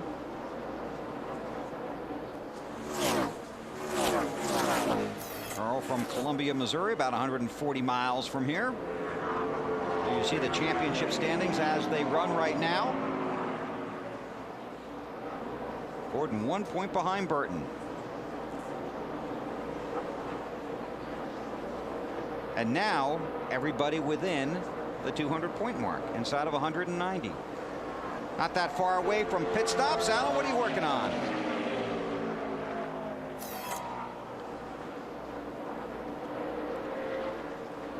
Alan's obviously working on something.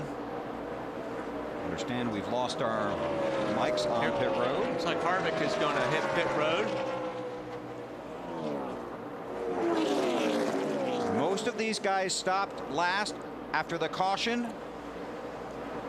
on lap 59. So Harvick had fallen off the lead lap, is going to come and get fresh tires, make adjustments to the car. Probably quite a few adjustments. He's had his hands full. Need to go to the right side, see the wrenches going in the back. Like a wedge adjustment. This looks like that thing was going in, so the car was probably loose. Good pit stop. Matt Kenseth, another driver that has struggled here this afternoon. Robbie Reiser's said in the garage that his car wasn't going to be that good, Dave. And it's not. They need a track bar and an air pressure adjustment.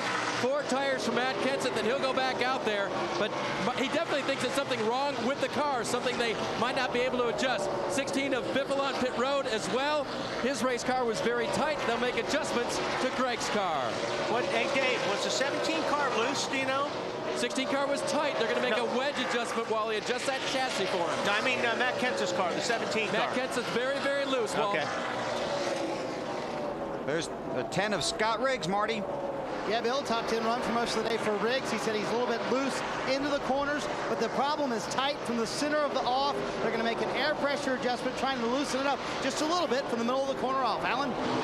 Here comes Casey Kane bringing his car down pit road, was running in 7th spot before the stop, having a lot of trouble getting the car to turn in the corner like he wanted it to and like it did earlier in the race. They're going to take a rubber on the right rear side of the car, make an air pressure adjustment as well. He's all the way down in this first stall at the end of pit road. You see the crew watch under the right rear. Puts the rubber in. Now the tire goes on. Matt? There is a piece of debris on the grill screen, the lower grill screen of the 8 car. Also, you can see where there's been a hole punched in. Remember, we told you earlier Junior was concerned about that. They're going to make an air pressure change in the right rear. The car was too tight on that run. Marty. Matt Karlovich putting on a good show for the hometown fans, driving up into the top 10, hits pit road, running 7th. They're going to make an air pressure adjustment, a little too tight at the end of that run. They were a little concerned about the water temperature. At one point, it was 240. So far, a good stop going for the 99 team, Dave. Jeff Gordon said, I need to be a little bit freer with my race car just in the middle of the corner. They're going to make an air pressure adjustment to help that. 4 tire change on up pit road also. Mark Martin, 4 tires and wedge. Allen. The leader, Kyle Busch, pits. It'll be a 4 tire change with no adjustments. His car just about perfect through that run of the race, though it did start to lose a little front grip right at the end of the run. Nice stop. Marty? Jimmy Johnson comes down pit road, Bill, and they said the car was loose early in the run, but tight at the end of the run. Jimmy said, you know what? I don't want to make too many changes to it, but we need to find a way to get more speed. Chad Knaus has decided, though, to make a wedge adjustment on both sides of the car. What he's going to do is go down half around both sides on the wedge bolt. That should help the loose and the tight condition in front of him. Clint Boyer pitting an air pressure adjustment for a tight condition for him. Alan? Here comes Jeff Burton to make his pit stop. They're going to make an air pressure adjustment and put the wedge wrench, the track bar wrench in rather. You see that being done in the right rear corner of the car. Burton trying to help the handling of his car so he can get up there and try and challenge for the lead. They drop the jack and he heads off of pit road and returns to the race. He's coming under green, 126 laps complete. Like a lot of loose race cars out there today. Waiting for the scoring to update. Now Ryan Newman, Kurt Busch, and Brian Vickers all stopped under the caution on lap 69. So they should be able to go about another 10 laps or so. So right now Ryan Newman is the race leader, but Kyle Busch runs second. There's Newman in the 12. Yeah, Kyle Busch will be able to run him down and pass him pretty quick here. Yeah, like now. So I don't know if I'd stay out another 10 laps. Probably you're going to lose a lot of track time if you're the 12 car. Pit next time, Wally. Exactly. Pit next time. Exactly. Tell you what, right now Mark Martin and Kevin Harvick find themselves off of the lead lap. Matt Kenseth all the way back in 25th. Chasers run first, third, and fourth. Kyle Busch, the race leader at Kansas.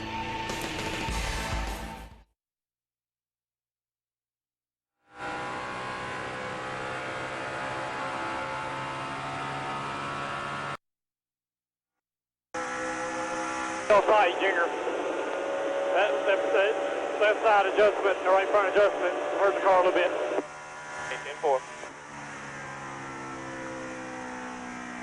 If you haven't removed it yet.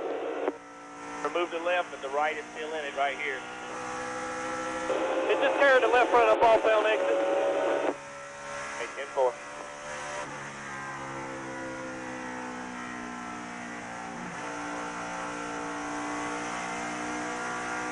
Yellow's out, June, yellow's out. You're in the lead lap. Everything's fine.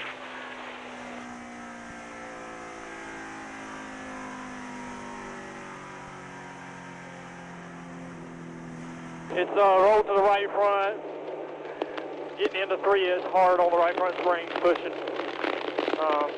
It's just little stuff. I mean, we got a good car still. Okay, but we agree we might probably need to go back on that right front the way we were. Well, I thought it was more the left side adjustment because that was happening in practice, you know. I'm not so sure what to do. All right, 10-4, staying out.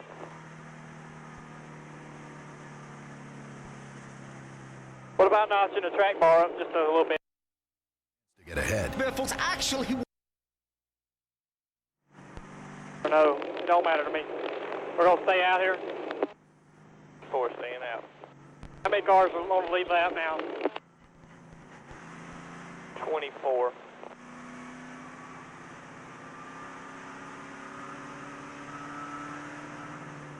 One thing, what's your water temp right there? 180.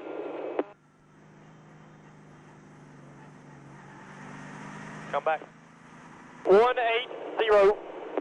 All right, 10-4. We got a pretty big hole in the front of the nose. That might be making you tight. I didn't notice it until it comes down pit road. It looked like a trash bag, but it's a hole. It knocked the bottom grill out. Whatever we run over, it didn't happen when under that caution. Something happened during that run. So I'll take that up on the next stop. So that's a little bit of it, but I know what you understand. What you're saying, it's still tight, but that right there will help you. I just want to make sure water temp and stuff wasn't out of sight where if I do it, it causes a problem. Yeah.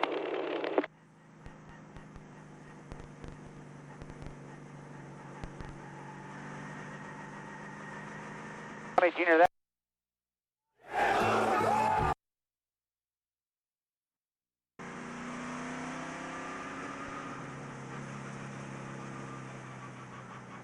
happened. the hole came in the nose. You hit it early and there was no hole, and when you came by and he told you to pit next time, the nose was fine. When you got on pit road, there was a hole in it. Yeah. All right.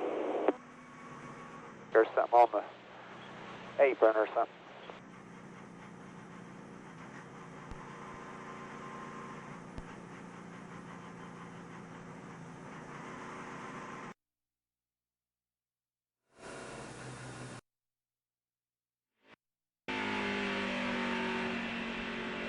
You are watching the Banquet 400. Mark Martin in the 6th car is the lucky dog. Will be the 25th car on the lead lap.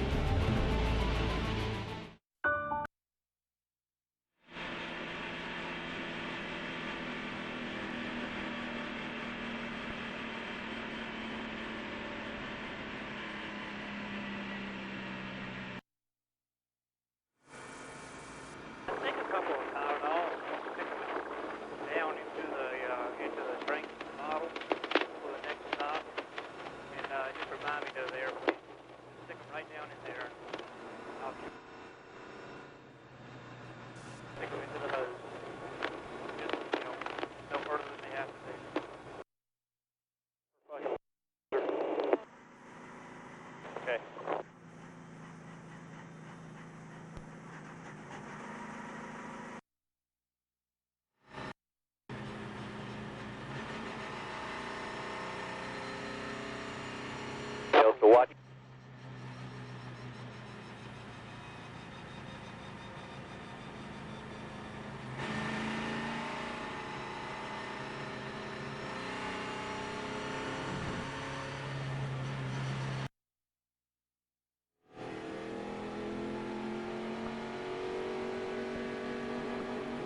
A bunch of your leaders come down pit road, follow them in. I'll let you know here. Go ahead and stay out there. Just short of the fuel window here.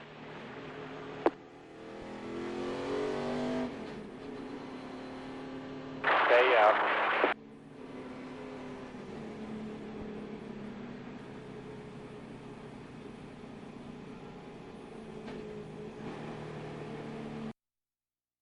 And the finest pro-grade materials.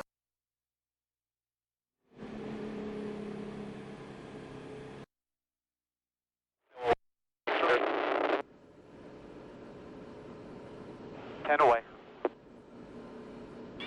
Come as deep in the box as you can, as deep in the box as you can.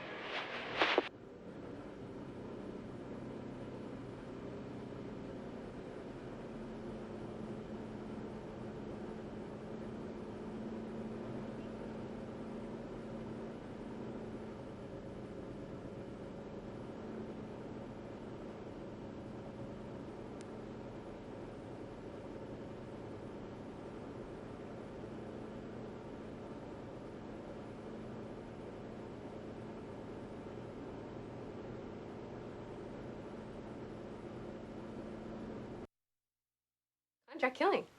It's what I want. Sunday Night Football on NBC.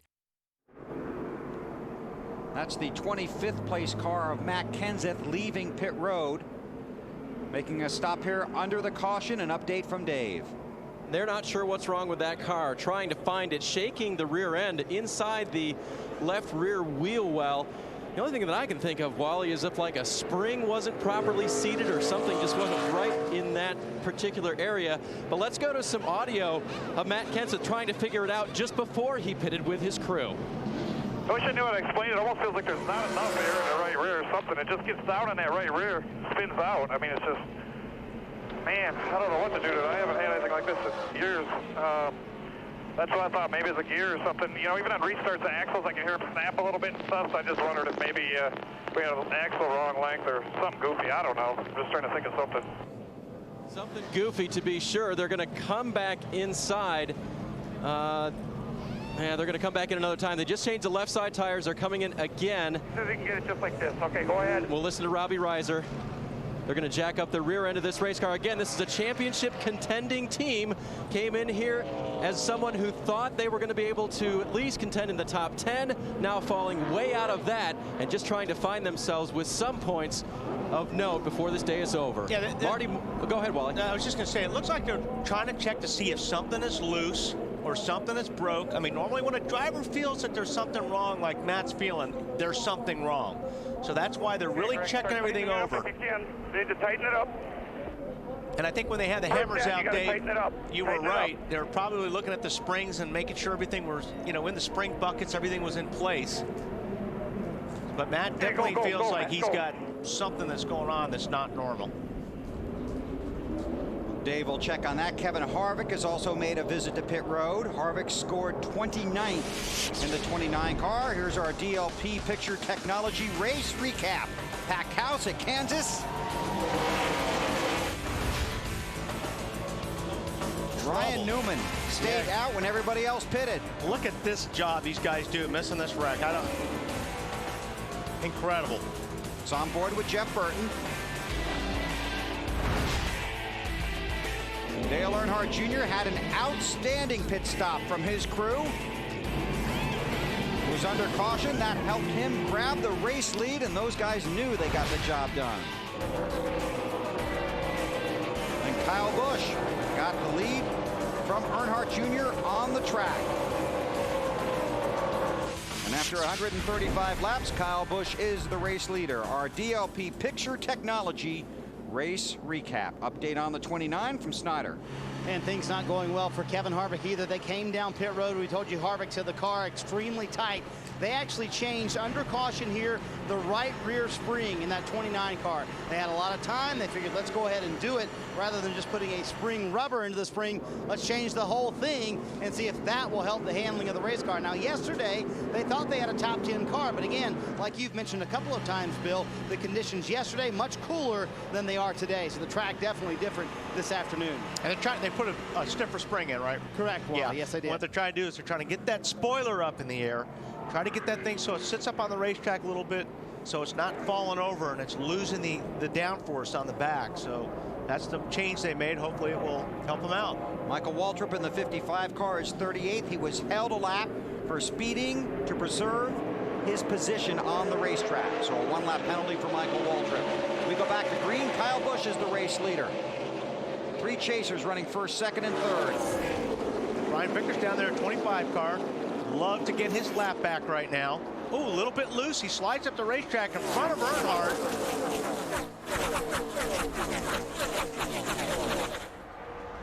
And this is the most difficult part of the races on these restarts because you're low on pressures, your tires are cold, and especially when you're lap down, you've got to drive these cars so hard in order to be the first car a lap down in case you get the lucky dog or try to get your lap back.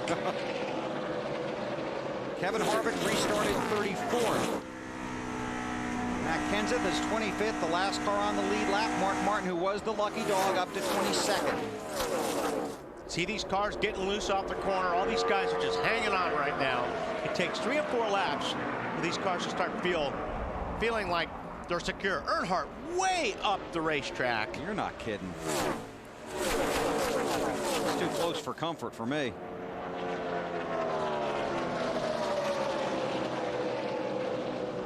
'25 of Vickers and the 2 of Kurt Busch not on the lead lap.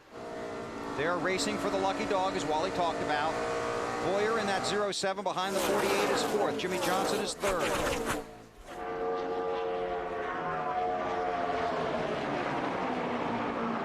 Earnhardt's in front of that pack. Matt, he'd like to stay there. Sure would, Bill. The car is tight, though, and if you zoom in on the front of that race car, now we told you earlier he ran over something. There was no damage to the valence, but on the lap before he pitted, evidently he ran over something. His spotter, Steve Neal, says it did punch a hole through the lower grill screen.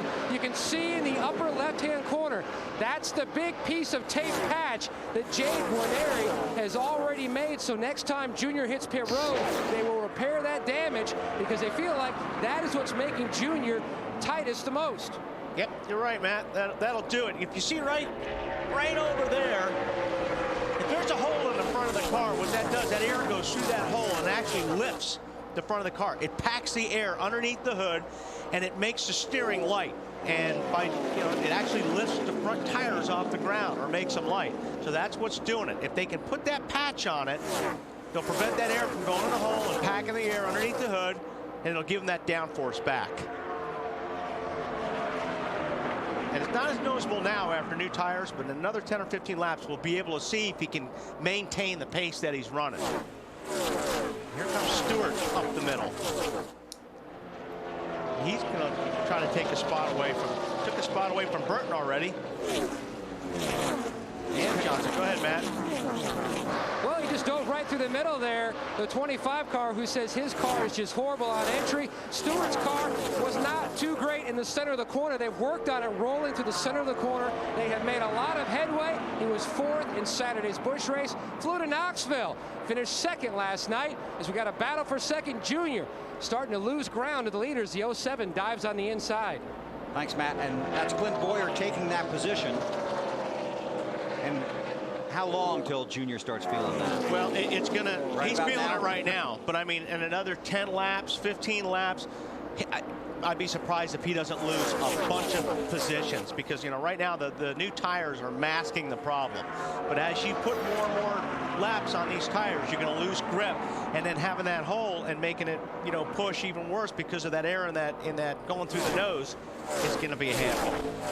Boy, Tony Stewart charging through the field, now on the bumper of Earnhardt.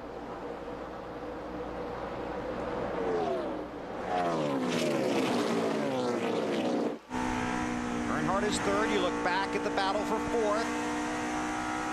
Stewart had to back off the gas a little bit there. He had a pretty good run. Had to back off the gas. That was just enough for Jimmy Johnson to pull up in front of him. 6 chasers running the top 10. Update on the 48 from Marty. And Jimmy's very good in the early part of these runs, but this is where he's having the problem. In 3 and 4, he said he just can't run the bottom. You see the bobble right there. He said the car's too loose. He wants to try to run up high. He said that's where all the grip is, but my car won't run up there either. So really, he's kind of a no man's land. Wally, 17 off of 4. And another car is around behind him. That's Elliott Sadler.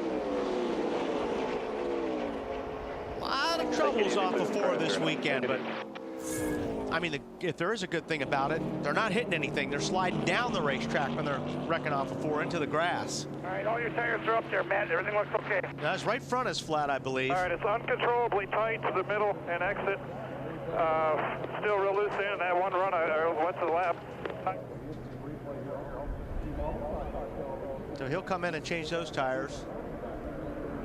And I see Earnhardt come in and patch that front of the car, because I'm sure he's feeling the handle go away. He doesn't want to come down pit lane, especially if the leaders don't, but he doesn't really have a choice. This is on board with Michael Waltrip. Yeah, we've seen this 4 or 5 times today. Stay high. Yellow's out.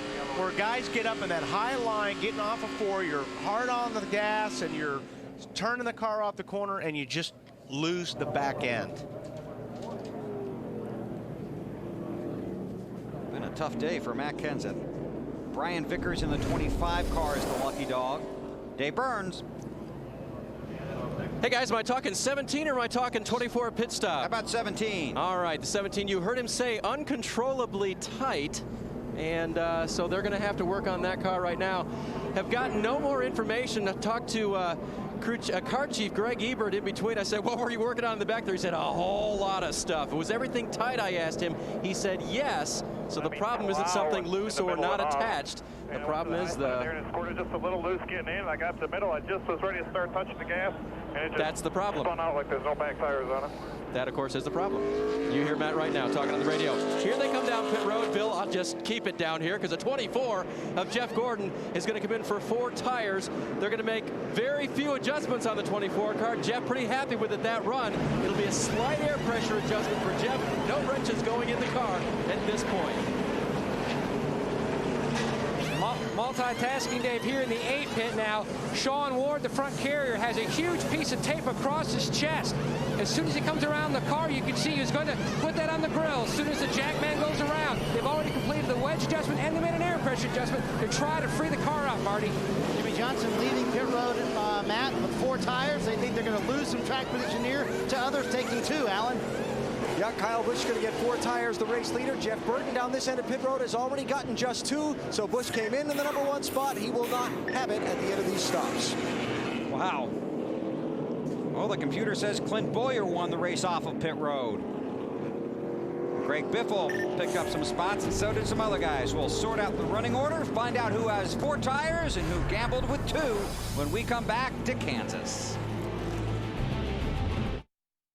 Every year, there is one 99 per Texas that reminds us who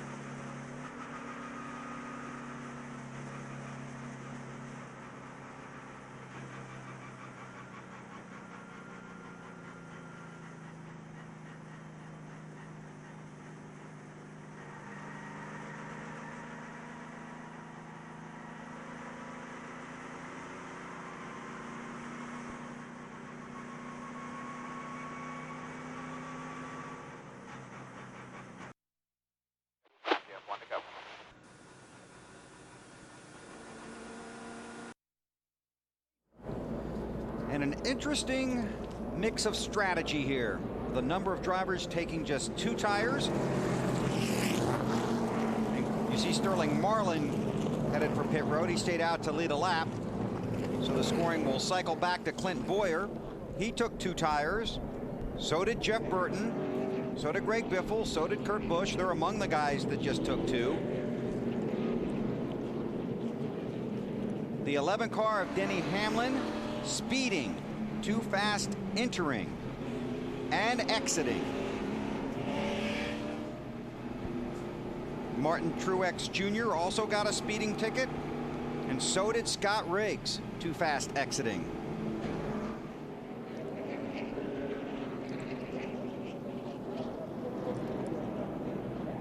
So Boyer and Biffle, Burton, all with 2 tires. They run first, second, and third. Matt Kenseth back on pit road. It was his spin that brought out the caution. Elliott Sadler also spun. Partner BP looking forward to being with us next Sunday at Talladega. And when he is there in the booth, about this time on the race, he will cue the duck. So for Benny, if you please, our Aflac trivia question. Who was the only championship leader leaving Kansas failing to win the championship? Wow. I can't remember. Was Sterling leading when he wrecked here? Was he leading the championship? I was going to say, no. darn it. But you didn't. Too late. Say it. I think I had my finger on the button, but you're a lap down. Jimmy Johnson back in 2002. Our Aflac trivia question. All right, some guys on 4, some guys on 2. 119 to go. Hang on tight.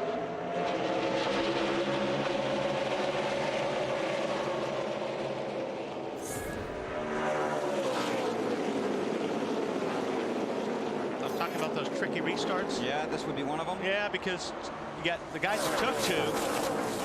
Left side's got temperature and pressure. Right sides don't. So it takes a lap or 2, and these cars are just, again, a handful. Hamlin restarted 21st, Kenseth 25th, Harvick 29th. Jeff Burton runs 3rd. You're on board with him. Now up to 2nd.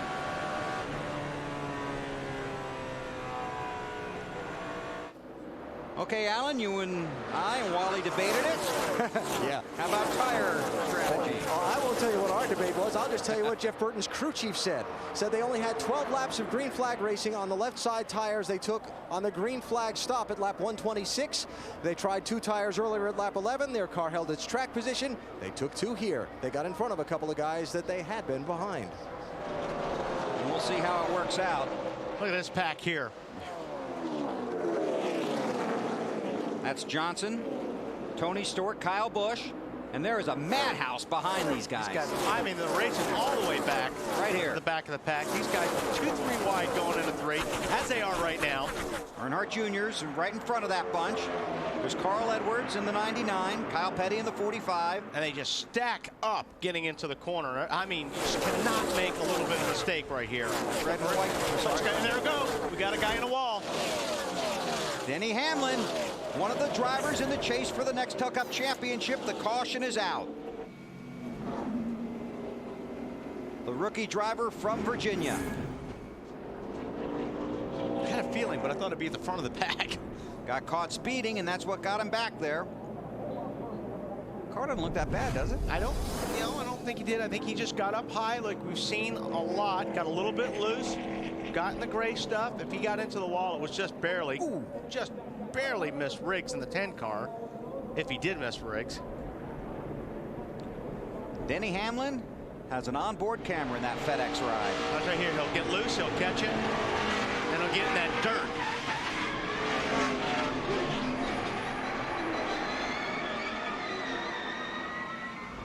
Unfortunately, he did that at the back of the pack because if he would have done that up front, I'm sure there would have been more cars involved. Scott Riggs on his radio said there was no contact. Unlucky for Denny Hamlin. Lucky for Kevin Harvick because he is the lucky dog and will get to come around and get back on the lead lap. See if that helps him out. Be 27 cars on the lead lap. Clint Boyer is the race leader. If you haven't discovered the miracle of fusion, it's time you did. Gillette Fusion. Until now, pressure caused irritation. Fusion has 5 blades spaced closer together to reduce pressure with less irritation and more comfort. Flip Fusion over. A precision trimmer for those tricky places. The comfort of 5 blades plus the precision of 1. The best shave ever in manual and battery powered. Gillette guarantees it or your money back. Gillette Fusion. Built comfortable. Built strong. Broke to the left. Hey, look, a phone. Sing.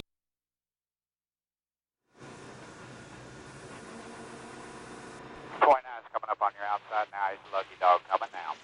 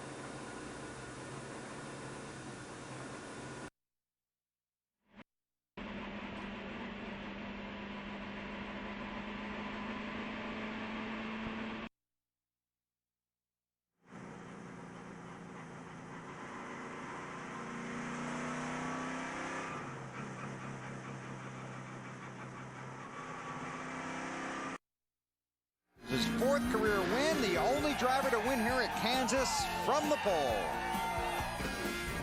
Big day for the Army. Time for our Napa Field summary. 9 different leaders, 7 caution periods. Reed Sorensen wrecking early in the race. The only car that is scored out of the race. Our Napa Field summary. Marty on race leader, Clint Boyer. Well, Clint Boyer is leading, as you say, Bill, but look who's right behind him. His teammate Jeff Burton leading the championship standings, and Jeff would love to get 5 bonus points if Clint will let him have it. The easiest time to let Burton lead a lap, Clint, will be early right here because Biffle's behind him, and he can't come on, and he's holding the 48 up. So the earlier you can do it, the better you'll be. I mean, I'm going to try, but I ain't losing 4 or 5 spots doing it. I mean, if he's got some distance, I'll do it, but if he ain't, I ain't doing it. Mates, you gotta love him. So he's gonna try to give Jeff Burton these 5 bonus points, but at the same time, knows he has a fast car, wants to keep it up front. And remember, this is his hometown race. He wants to lead all the laps he can. Yeah, Marty, I was gonna say, he's from where? Yeah, he's from about 100 miles from here, Bill. Yeah. So a lot of friends and family here, so they like to see that 07 up front. How are you going to work that, Robert Dallenbach? Yeah, I'm with Clint on that one. I mean, you know, if it works out, you look up in your mirror and Jeff Burton's behind you and you've got some distance between Burton and Biffle and you can get it done in a lap, yeah, go for it. If not, if he's got a mirror full of cars, no, I'm not going to do it either. Alan, how about Denny Hamlin? Yeah, if we can look at the right rear corner of this 11 car, Bill, there's a little patch on there. Not much damage. He got very lucky. Didn't hit anything with the front. Just a little wrinkle on the right rear side of the car, which we might get a glimpse of as it comes swinging around the corner here. But Denny Hamlin lost his track position, but they got lucky on the damage. So you talked about how this track can be different at opposite ends. So turn 4 has been arch enemy number 1 today, huh? It has. We saw it in the Busch race. We've seen it all weekend, and we've seen a lot of guys have trouble. And it's not like that they're getting hit or knocked around. It's just that they're getting off the corner. They're getting loose. A lot of guys just been. I mean, look at this list. It's a pretty impressive list of guys that have had trouble in turn 4. And a lot of them are still out there. Gordon, Harvick, Kenseth, Hamlin. Elliott Sadler's had a tough day in that 19 car. Well, let's see how this works out. 27 cars on the lead lap. 110 to go. Kevin Harvick restarts 27. Denny Hamlin 25th. Matt Kenseth 23rd. Remember, Burton wants those 5 bonus points for leading the lap. And now's the time to do it. Let him go. Give him the line. And then get right back, because you don't have to worry about Biffle right now. You've got to worry about Johnson. He's in a 48 car. Yeah. Because I'm going to say Biffle's got some side-by-side action back there. Now Burton will pull back right over. Once he leaves these laps, Jeff's going to say thank you, take it back. And it worked out perfect. It didn't hurt anybody. Boy. Whoa. 07 a little loose. The 07 and the 31, they are teammates for Richard Childress Racing. Jeff Burton, one of the 10 drivers in the chase for the Nextel Cup. 2 years ago, the winning margin in this championship chase was 8 points. So those 5 points Burton just got could be huge. Side by side, all the way back. These guys from about the quarter of the way back, they are side by side racing hard. Some of these guys are on the lead lap, some of them are lapped down. See Jeff Gordon's in the middle of that pack. Mark Martin's right in front of it. Oh, Robbie Gordon way high. Getting up there. Who's loose? Jarrett. Big time loose. Right above Junior. And that's the stuff you got to worry about on these restarts. All these guys are just packed. They're trying to get to the front. See Gordon slips. He gets split by both Earnhardt and Casey Kane. I mean, it is wild. Getting better inside. Look at this green. This really isn't that deep in the field. This is 7th, 8th, 9th, 10th, 11th. And I really think some of these guys that took 2 tires right now are just hanging on for dear life. And you would have taken 4. Absolutely. I would have taken 4 tires. It puts you in a better position from this point on to the end of the race. I know some of these guys were doing it for track position, but I just think that the way I've seen this track over the last 2 days, tires is crucial. Casey Mears wiggling the car back and forth on the front stretch.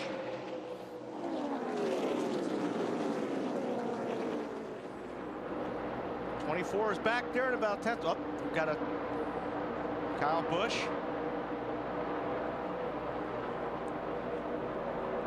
That's Johnson in 2nd, Kyle Busch in 3rd, Burton in 4th.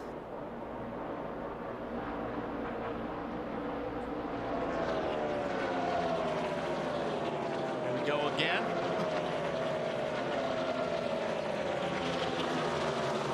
See Carl Edwards in the 99 car basically taking it down on the apron, trying to get through these guys. Carefully aggressive is what you have to be in this mess. Good luck. There's Harvick and Matt Kenseth, 2 of the drivers in the chase. They are 19th and 20th, or thereabouts, in that pack. Dave on Kenseth. Still working on that race car, Bill, keeping it on the lead lap. Put some spring rubbers in the car on this last stop. 2 in the right rear, 1 in the left rear, trying to make that thing handle for Matt. Remember, spinning out that last time, saying the car was so tight, it was out of control.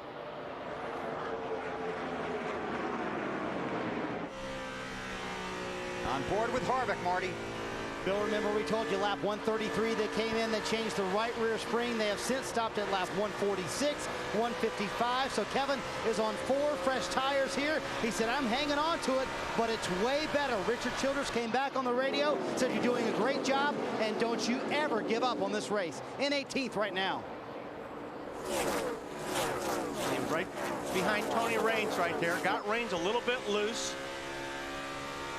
Here he's on the inside of Tony. And Harvick having to just pick his way through this traffic.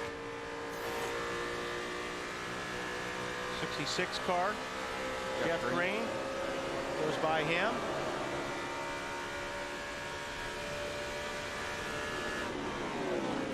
We're trying to.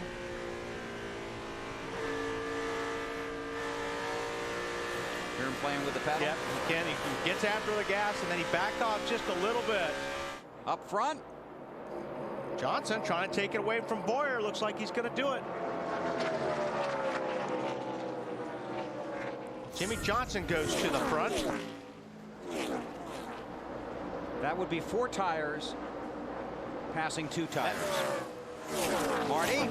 Indeed, Bill, that's your 4 tires versus your 2 tires right there. And Chad can now say there's really no decision here in my book. What we've got to do is we got to take 4 tires on this stop. We'll lose some on pit road, but we'll gain it back on the racetrack. Early in the run, Jimmy is excellent. This is a chance to pull away from the rest of the field. Late in the run, though, 48 car gets a little too tight. That's the strategy Wally was talking about. Taking 4 now. Be a faster car. We'll see how it plays out. 167 laps are complete. Jimmy Johnson in the chase again, trying to capture his first Nextel Cup.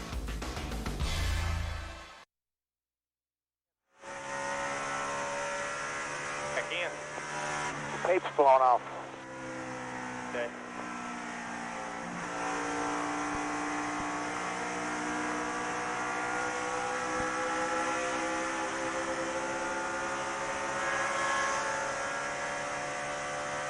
Clear.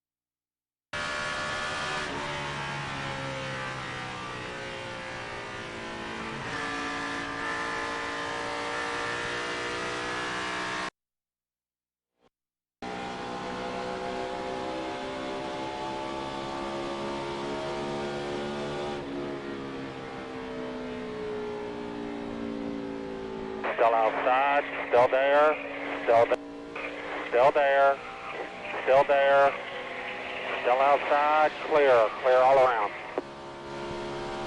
Outside, outside, outside.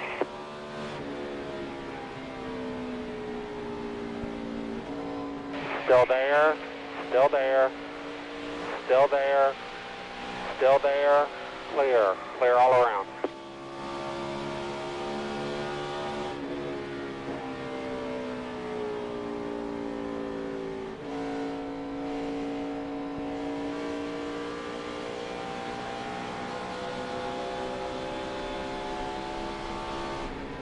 Caution's out.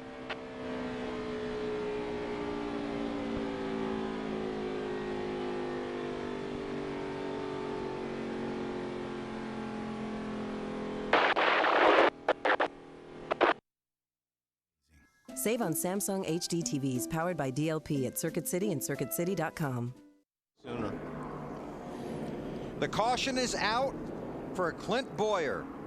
Took 2 tires after his last pit stop, and this is what just happened moments ago. I wish I had 4.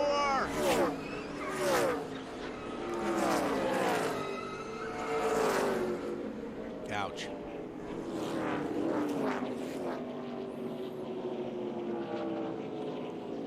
And that's just enough damage just to ruin your day. I mean, they'll get it fixed and run again, but the car won't be anything like it was, handling-wise. And he was in 2nd place. Behind Jimmy Johnson. David Gilliland in the 38 car is the lucky dog. He'll come around to the 27th car scored on the lead lap. Boyer. Not the happy homecoming, Marty. Well, not so good, Bill. And he didn't say a word about the accident. All he did was describe the damage to everyone. Obviously, left rear damage. And Wally, that was a good description. It's just enough to really ruin their day. Down the left side, they're going to have to make a couple of trips to fix this damage, or maybe even go to the garage and do some significant repairs, because right now they can't get any fuel in the car. The fuel filler neck is bent. So a lot of work to go on the 07. Clearly a car that maybe could have won this race, but it won't happen today. Dave? Marty, earlier today, Mark Martin complained about his car. It's worse than anything I've ever driven. This pit stop, 4 tires, no changes. They've made a lot, and it's coming around, Matt. In the middle of your screen, Tony Stewart chasing his first Kansas victory for the second straight stop. No changes to the Home Depot Chevrolet. Says the car's a tick on the free side, but good, Marty. Leader Jimmy Johnson on the top of your screen said the car is just a little bit loose, a very slight air pressure adjustment, trying to help it early in the run specifically. Alan? Kyle Busch said he needed more grip because he couldn't charge the corners like some of those he was trying to race against. The 4-tire change and a chassis adjustment and a heavy race off pit road. Boy, a lot of traffic down there. There you see Casey Kane and Jeff Burton finally away. Clint Boyer brings out the caution. Had led 58 laps all season, then led 43 today, but he's been in the wall. Out of turn 4,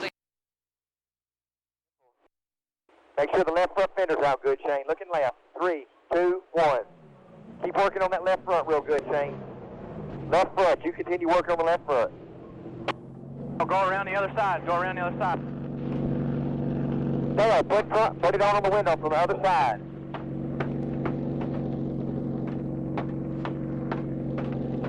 Spare body to the rear window. To the rear window. Middle 3 and 4.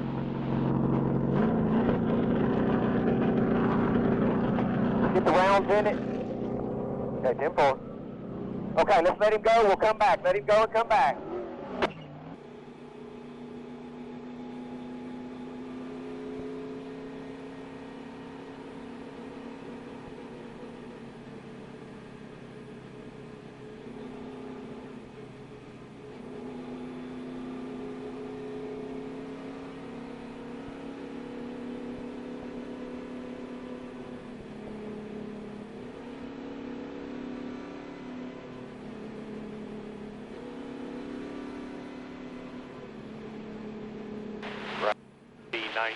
P19.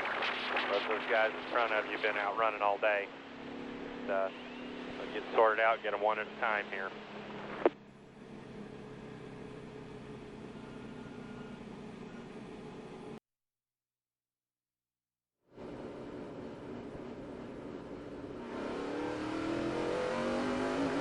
Sorry. It'll be 1 to go when you get here. 1.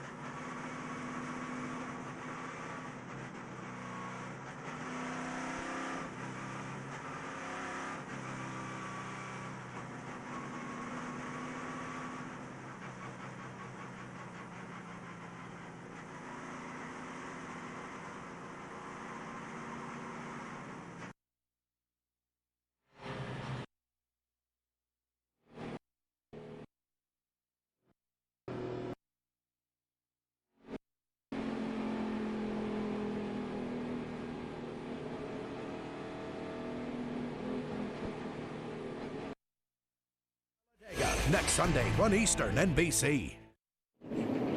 175 laps are complete in the banquet 400 at the Kansas Speedway. Carl Edwards with a 2-tire stop under the caution is the race leader down the pit road. Here's Dave.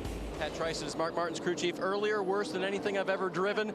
Down a lap, lucky dog. What did you do to the race car? Because he's pretty happy now. Yeah, he's pretty happy. You know, we were a little bit too tight that run. A little free when we started the race, and we just freed it up a little bit, and it's pretty good up there. You know, cleaner air helps too, so we'll see what happens with the AAA Ford Fusion. Hopefully we can go up there and get a win, but it's running pretty good right now. Being out front always helps, guys. Drivers have a tendency. We exaggerate sometimes just to get attention. So they made the right. Pat understood that and made the right call. Thanks for admitting that. Hey, next Saturday on NBC, the Fighting Irish take on Stanford, 2:30 Eastern, 11:30 Pacific. Notre Dame a 35-21 win over Purdue yesterday.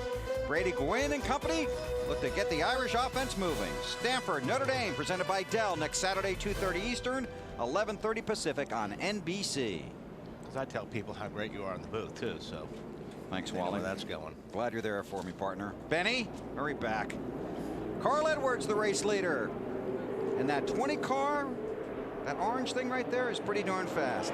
And he also has 4 tires. Look at Earnhardt Jr. on the outside of Gordon back there, 3 wide. Gordon's going to want to be there long. I think Junior, I thought he was going to give him some room, but now he's got it open down on the bottom. Edwards got a nice jump there. Wow, Scott Riggs falling through the field.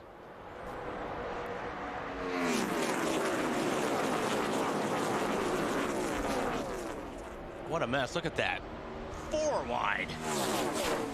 Oh, Blaney down low. That 10 car, I don't know what happened, but he was up there on the bottom of the lower line on that restart, and I mean, they were splitting them down the backstretch.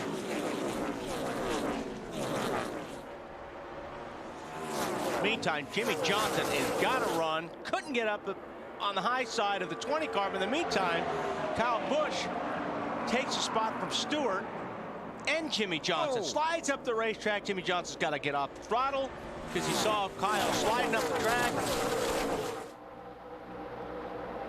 And everybody breathes. Except for these guys. Earnhardt in the 8. Kane in the 9. 7 cars on the lead lap. Clint Boyer, who brought out the last caution, the 27th car, last one on the lead lap. These guys are battling for second. Depends on when you look at it, who's got it. Alan? Hey, Bill and Wally, do you remember a time when this racetrack was criticized as being a one-lane racetrack? Oh, yeah. You couldn't pass on it? Look at this. Talk about what a few years aging on a racing surface will make, huh? Makes a big difference. This has turned into a great racetrack. When you see 2 or 3 lines like this, these guys racing 2, 3 abreast on a 1.5-mile racetrack. It took a while, but it's worth it. And it's only going to get better. Jimmy Johnson for second around Kyle Busch. They're stalking the race leader, the 99 of Carl Edwards. Yeah, these guys need just to get sorted out and quit racing each other, and they'll be able to pass the 99. Kyle Busch getting loose there. 2 tires for Carl, 4 tires for the rest of these guys. Yeah, and it's like I said, I didn't think it was going to take very long. Got guys in the back. Newman goes around. Second time today for him. Caution is out. And we're going to probably have a little debate here as to the race leader. There are 12 scoring loops around the track. NASCAR will use those to determine who the race leader was when the caution came out.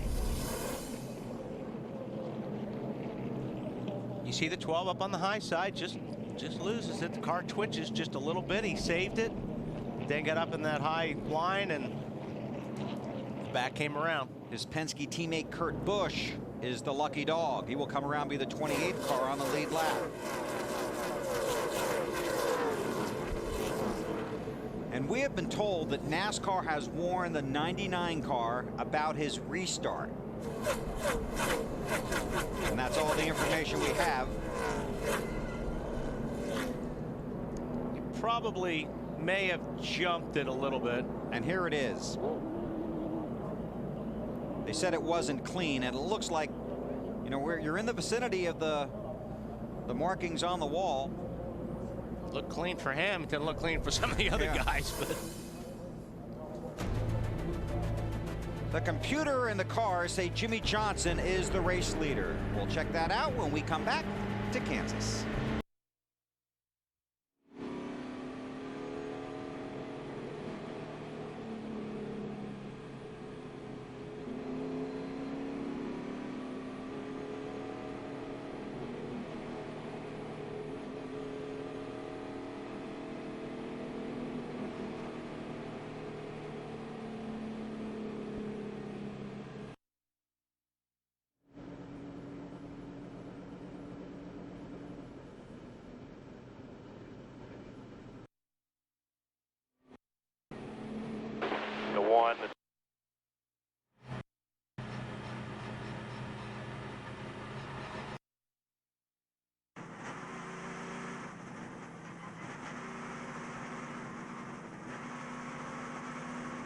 I'm out of jump at start, so I just sitting there beside the 24, half throttling it. Hopefully, you know, didn't get a warning or anything.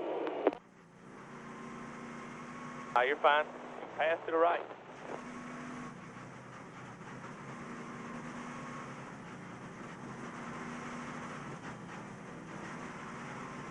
When the leader goes, I can go. It looked to me like the lap cars were going, so I figured the leader must be going.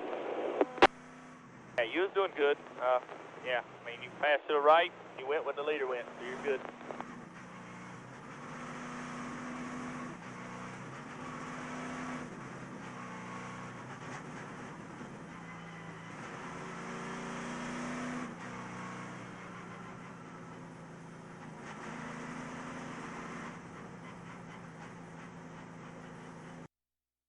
At least 40. Who's agitating my dots? You agitating my dots? The power to get things done with Nextel. Get a new Nextel walkie-talkie phone for just $49.99. Nextel, only from Sprint. So, what kind of financial help Roy help protect you?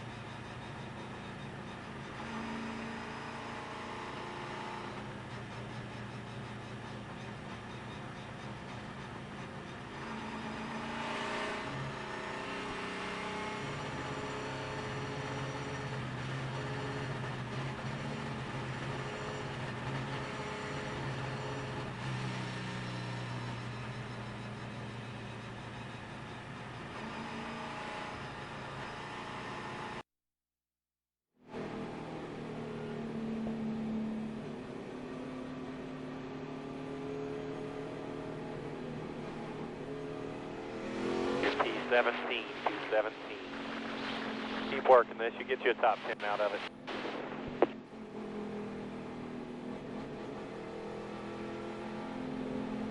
You will have lap cars coming up.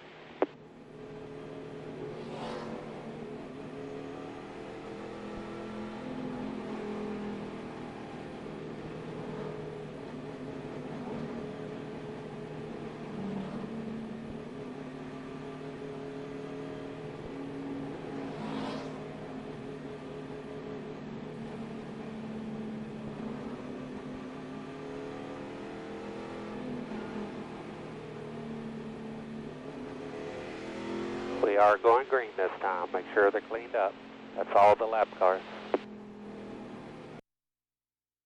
What haven't you changed on this car today, Todd Barrier? I'll tell you what, we've changed a fair amount of things. We started out and didn't run long enough to really know how we were, and ended up getting that little spin out there. Lost all the track position and kind of blamed the characteristics of the car on track position too long instead of getting after the thing. And so obviously we've been on it hard, but now the last few stops we hadn't changed anything but air pressure, so hopefully we've got it close enough now to we can get up here and contend for a top 5 finish. Again, to reiterate, on lap 133 they changed the right rear spring in this car, and since then Kevin's been extremely happy with it. That's how you win championships, Marty. Can't ever give up. These guys were all over it. There goes Earnhardt again. Tried to get the high side of Burt, but 28 cars on the lead lap. Kyle Busch and 5 cars gonna make short order of the 99. Carl Edwards, as he goes to second, goes after Johnson. Stewart trying to clear the lap traffic on the inside.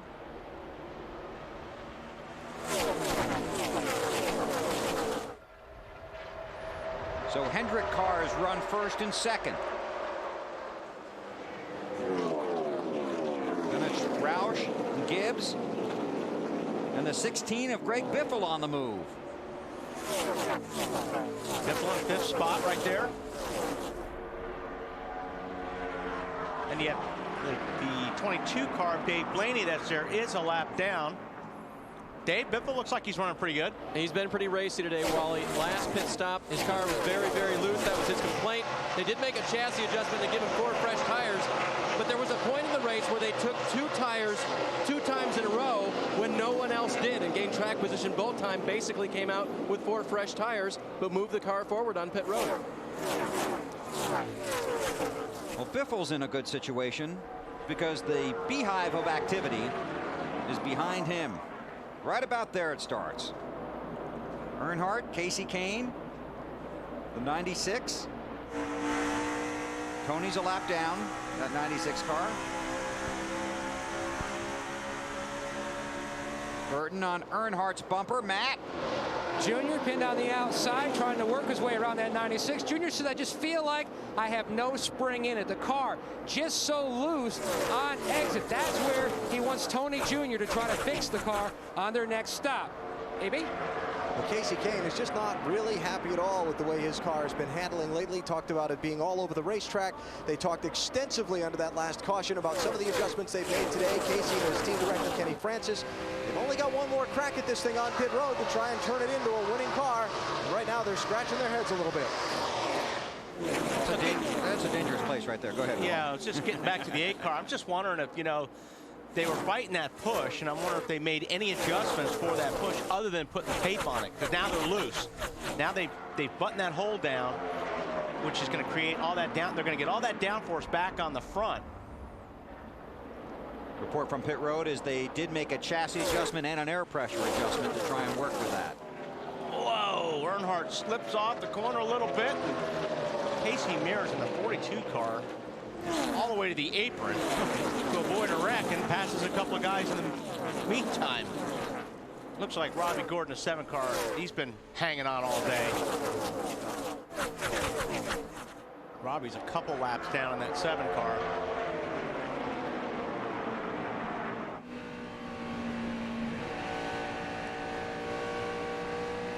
Casey Kane on the roof of Casey Kane's car. You see right behind Casey is Jeff Gordon. And a few cars behind that, you'll find Mark Martin. So Mark didn't have a very good restart. Harvick has lost 1 spot from 12th to 13th. Gordon 10th last time by, surrounded by a few of his friends. Dave stayed out on this last caution period, Bill, but the time before made a track bar and an air pressure adjustment to fix a loose race car. He radioed back just on the short run they had. That really fixed the loose entry. The exit is still not where Jeff wants it, but they're pretty close. And at this point, with maybe one more pit stop to go, that's what you want to have. Your car very close to dialed in for a quick pit stop for the final one of the day. 75 laps to go.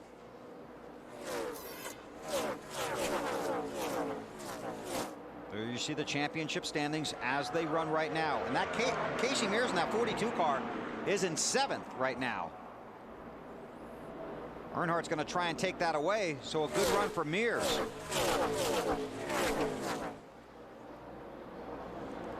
How about it, Matt? Good run for the Mears gang. Very solid day for the Mears gang today. And earlier on in the race, the car, he said, was wrecking loose, but also tight. They progressively worked on that car throughout much of the race. In fact, the last stop, they didn't make any adjustments. Just motoring right along, having a very good day. 8 races left till he leaves the 42 to go to the 25 at Hendrick Motorsports. He'd love to put this Ganassi car in victory lane, score his first points-paying win in the Nextel Cup, and leave on a good note. Almost put it in the wall there. Yes, he did. Earnhardt's going to take the position. This is for 7th. Then it's Mears, and then Gordon in 9th. Yeah, he had to get off the gas to save that car just a little bit and lost a little bit of momentum, enough for, we got trouble? No. Over in turn 2. Yeah, we do. J.J. Yaley in the middle of the track. You can see the damage to the car. And this is torn up bad. Flat spotted all the tires. And this is going to be very interesting, because right now there are 72 laps to go. The outside of the fuel window around 65 or so. Yeah, Yaley looked like on the inside of the 40 of Stremme. He was. You can't run two cars going into the corner that close to each other, because the guy on the bottom is going to lose the downforce on the back of his car, and that's what happened with Yaley. He went in the corner. He was too close to the 40. He got sideways, ran into the 40, and they both wrecked. Although the 18 wrecked a lot worse. Yes, 11th caution of the day.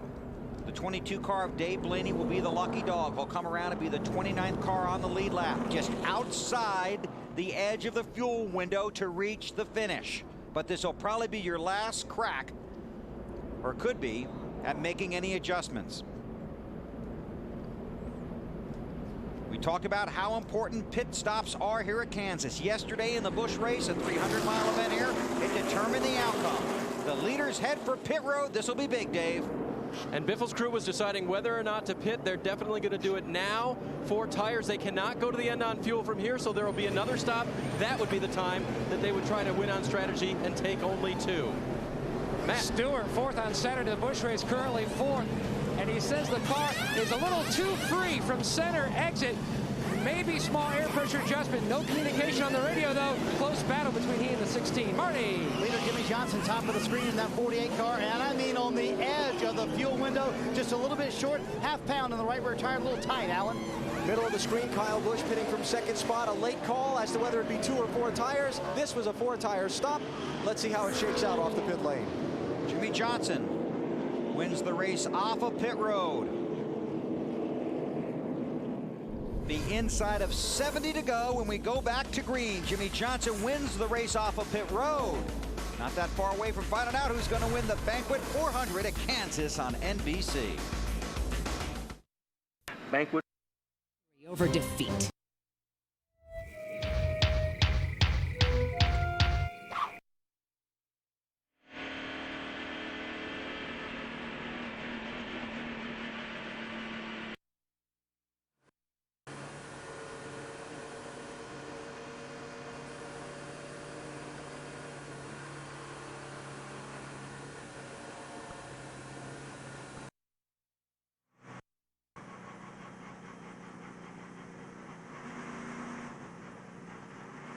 Did make it loose off. I'll give you that. That's what I asked for, and that's what I got. But I'm real tight into 3 through the middle of 3.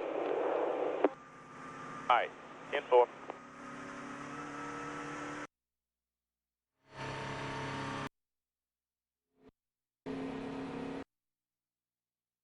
Three, 2, 1. Hit the sign, wheels straight.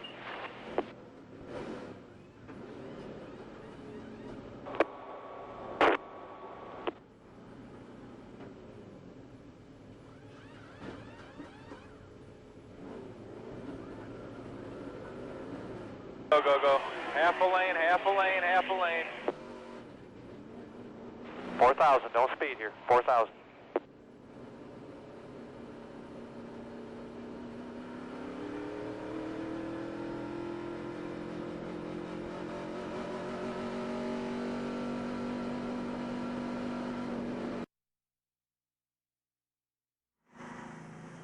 .197, we got to be at 204 to make.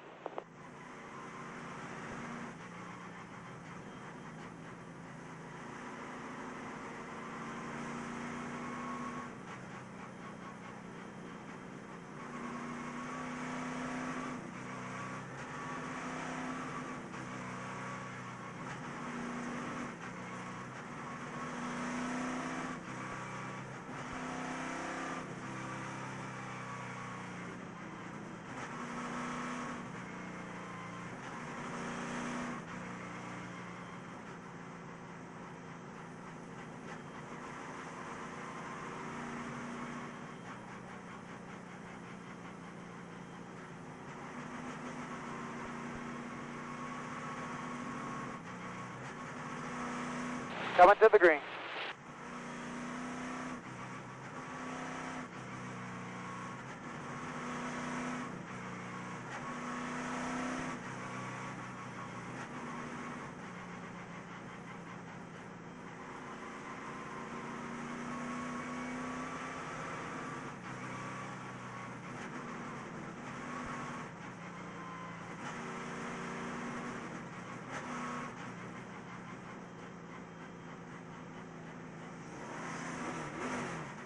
You are watching the Banquet 400 presented by Conagra Foods from the Kansas Speedway on NASCAR In-Car. Only available on digital cable.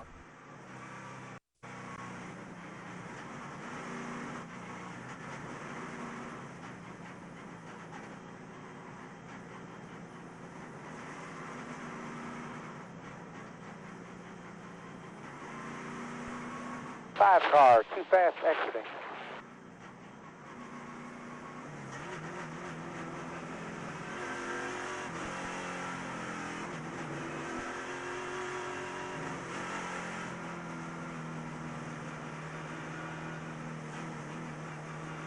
Car's off. That's the 31 in your mirror.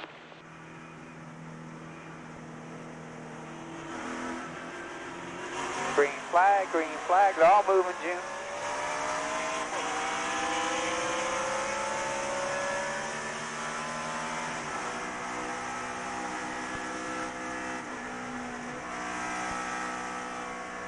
On the bottom up there, June.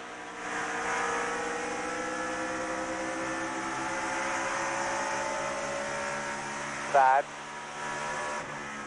Left side, clear low.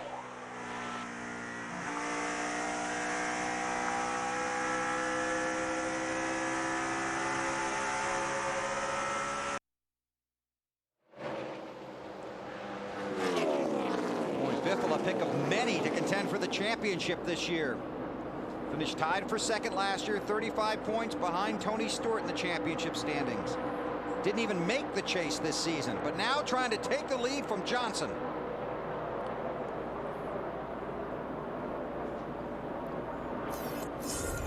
That's pretty strong. He drove that thing in pretty deep. See if he can hold the 48 off. Right behind him, the battle for third. Got Earnhardt on the bottom, trying to take the spot away from Stewart. But in the meantime, you got Jeff Burton now on the high side of Earnhardt, and trying to take that spot away. And Carl Edwards wants a piece of it too.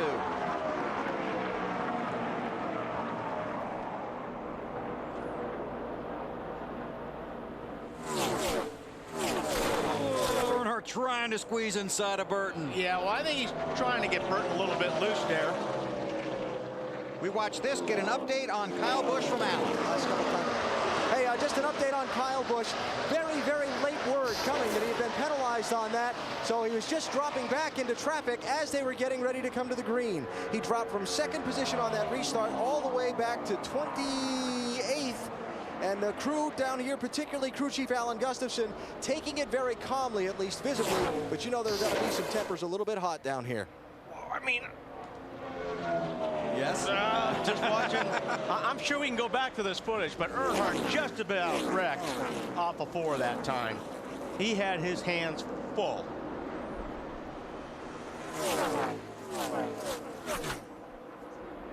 Johnson leads, Biffle second.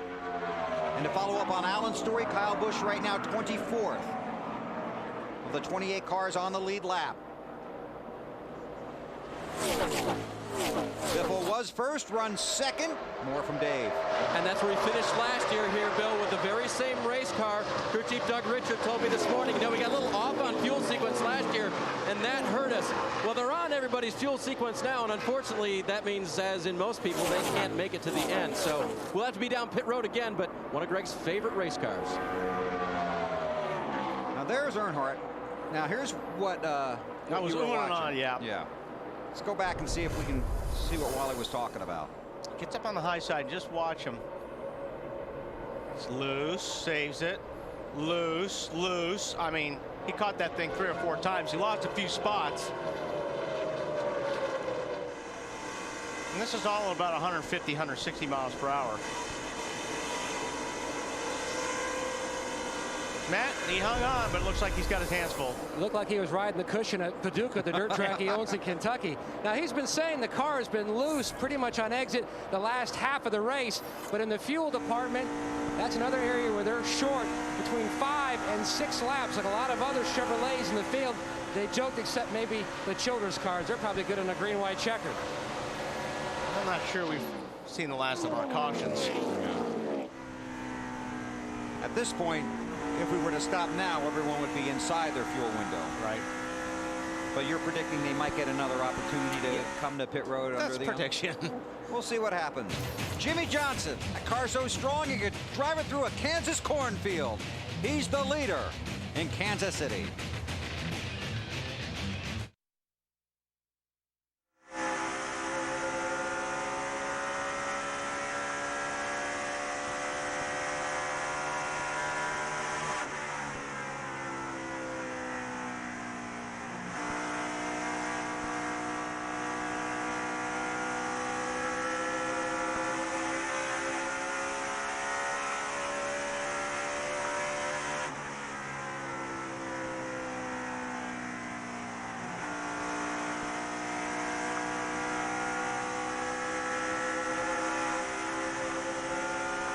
A little bit of the right side bite. Otherwise, it's better.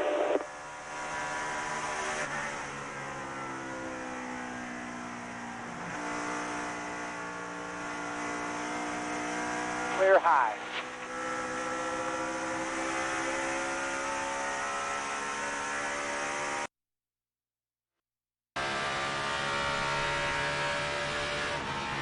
Side.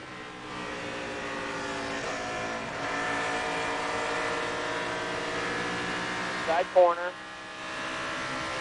They're all around. They're all around.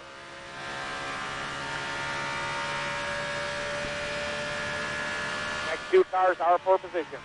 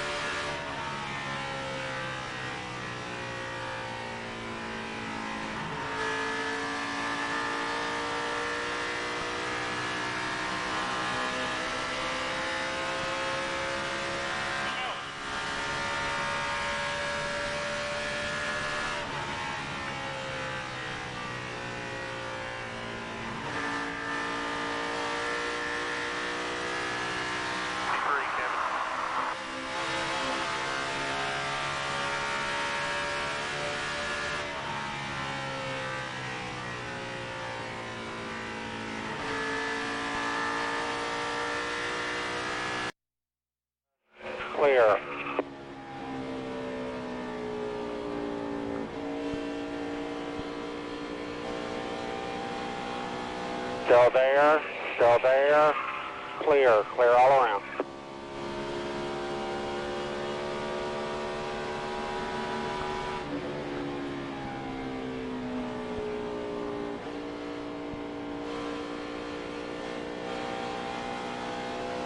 Still there, clear all around.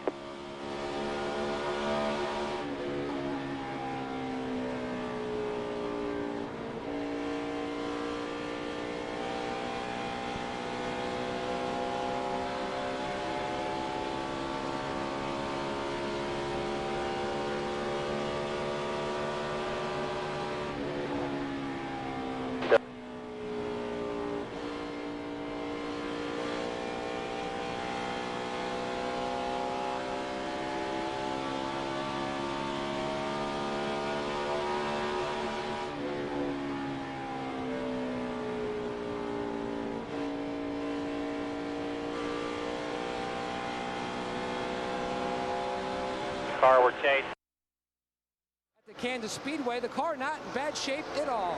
Still hasn't led yet today, Dave. Jeff Gordon currently in 9th, Matt.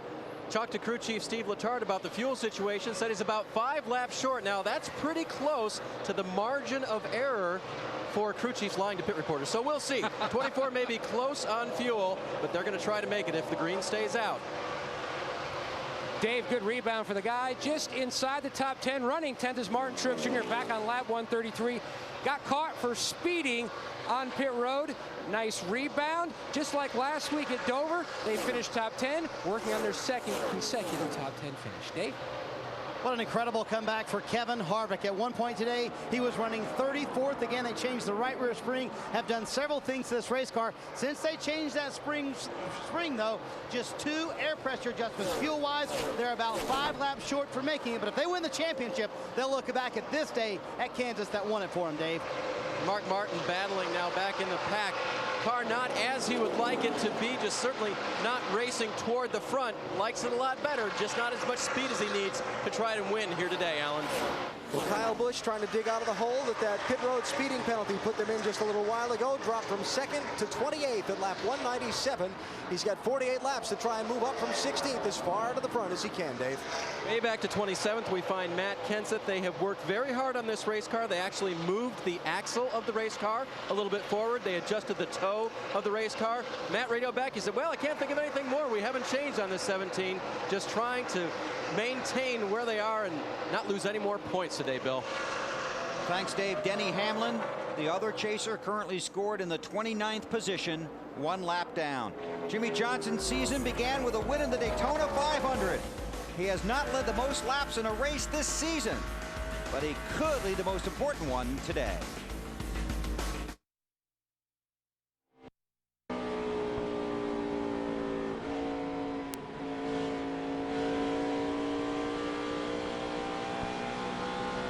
Still there.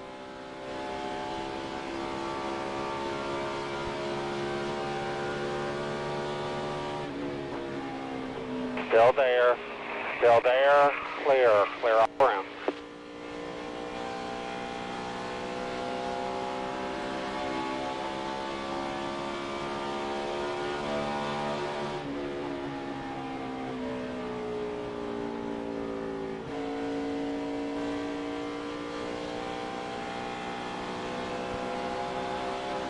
Keep digging as hard as you can here. If it goes green, pretty much everyone has to stop for fuel anyway.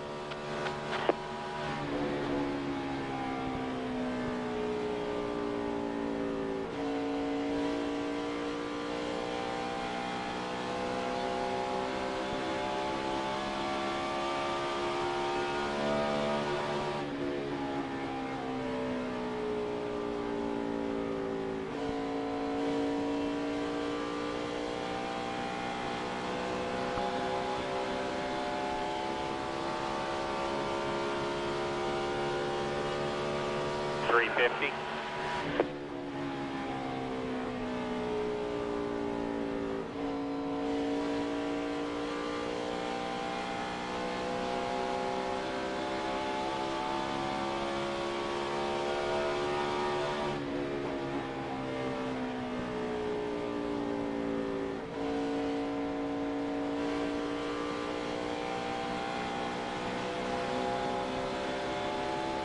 Still outside, still there.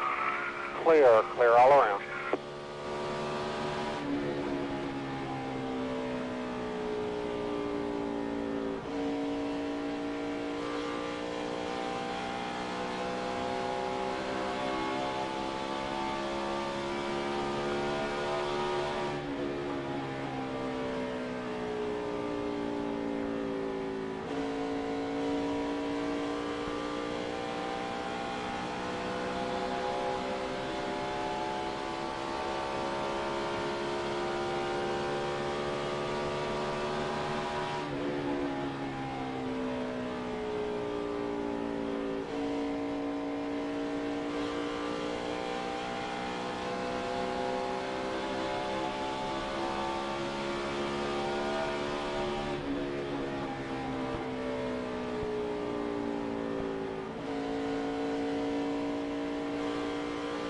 Still outside, still there. Clear, clear all around.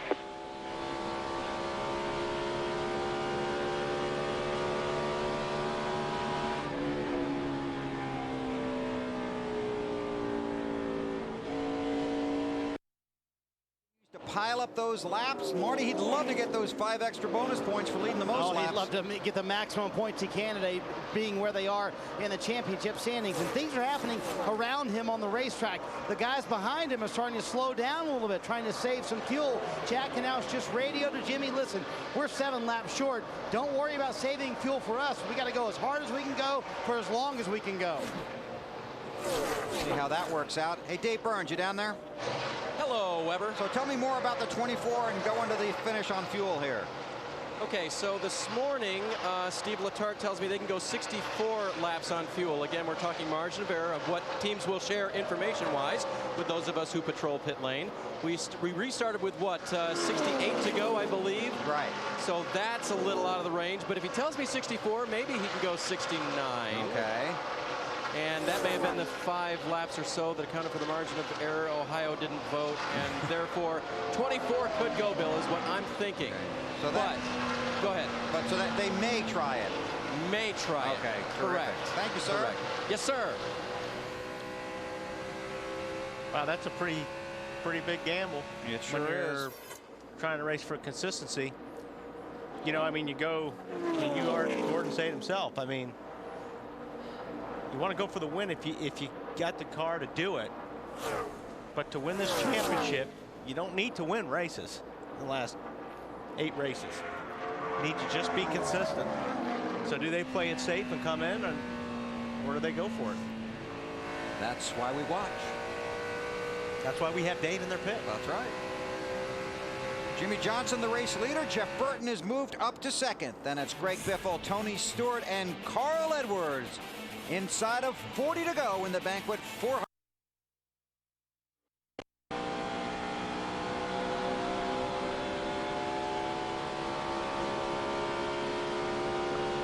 .386.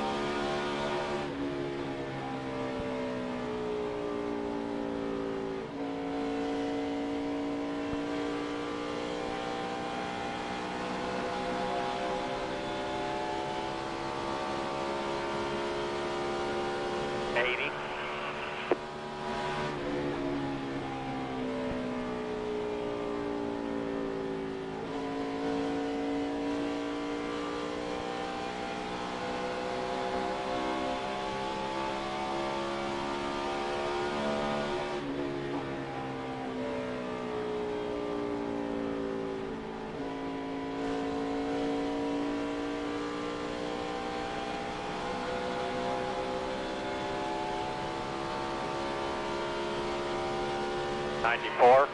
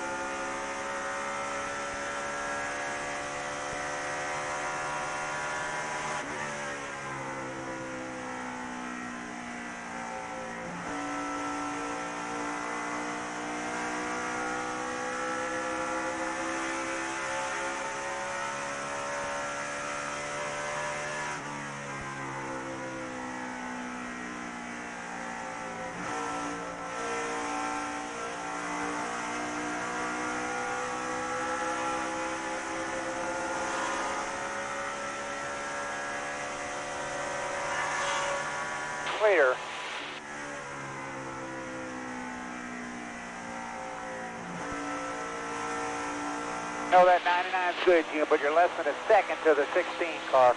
You've been beating the hell out of him.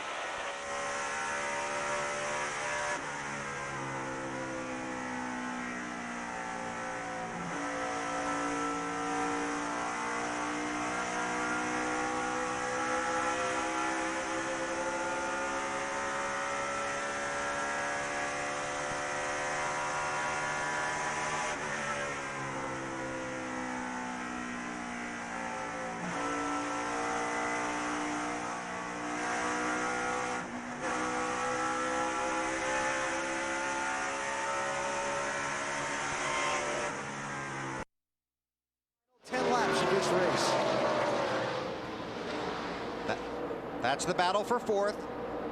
Greg Biffle and Carl Edwards. Biffle has it. Edwards going to try and take it away.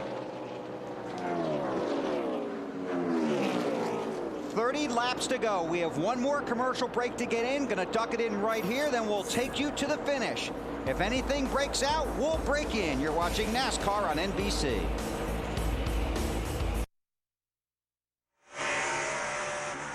Inside, June.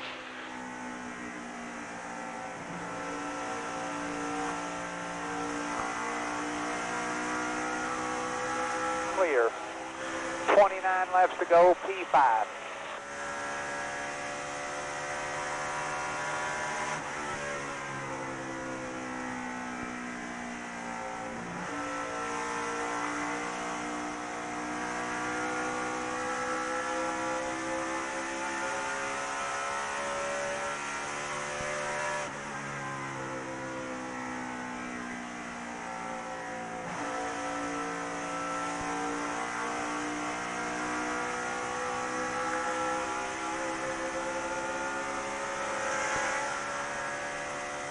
Here.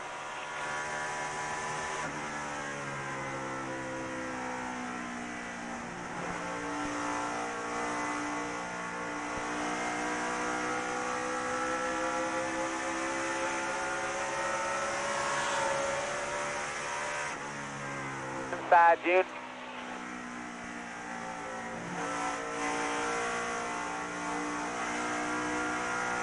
Clear low, you're catching the 20 just like he caught the 16. Is the 24 going to make it back? Awful close, June. He's in the middle of 3 and 4 right now. Looks like they will.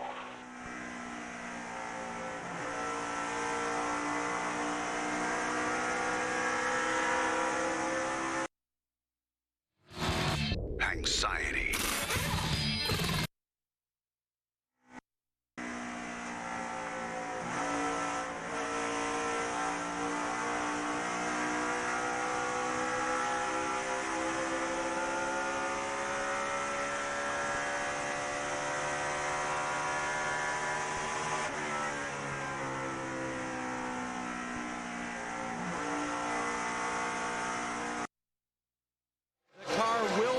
But it doesn't appear it has any fuel getting to it.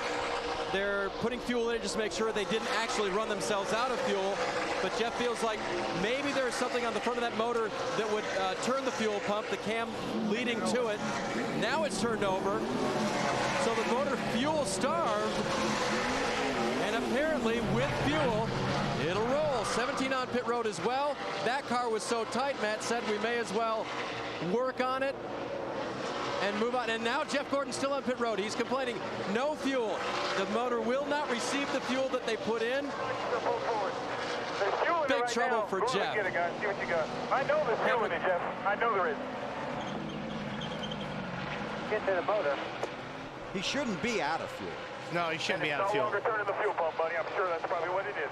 It's exactly just like Steve said. There's something wrong. Something's wrong there. It's not turning the fuel pump and not getting fuel in it and trying to better understand. There's a whole can of fuel in it. 24 laps to go. It might be a fuel pump failure itself. Johnny, let's get ready to change the fuel pump. Somebody open the hood and see if the fuel pump's hooked up. See if the fuel lines are hooked up. Jimmy Johnson continues to lead by 5 seconds over Jeff Burton. You can see a variety of Hendrick teams and Hendrick-related teams helping down there. That's how Jeff Gordon got back to pit road. He got a push from Terry Labonte. Gordon's car stalled on the front stretch. He talked to his crew, tried to nurse the car back. Then Terry Labonte pushed Gordon's car, which is legal, back to pit road. Now Gordon behind the wall, 23 laps to go.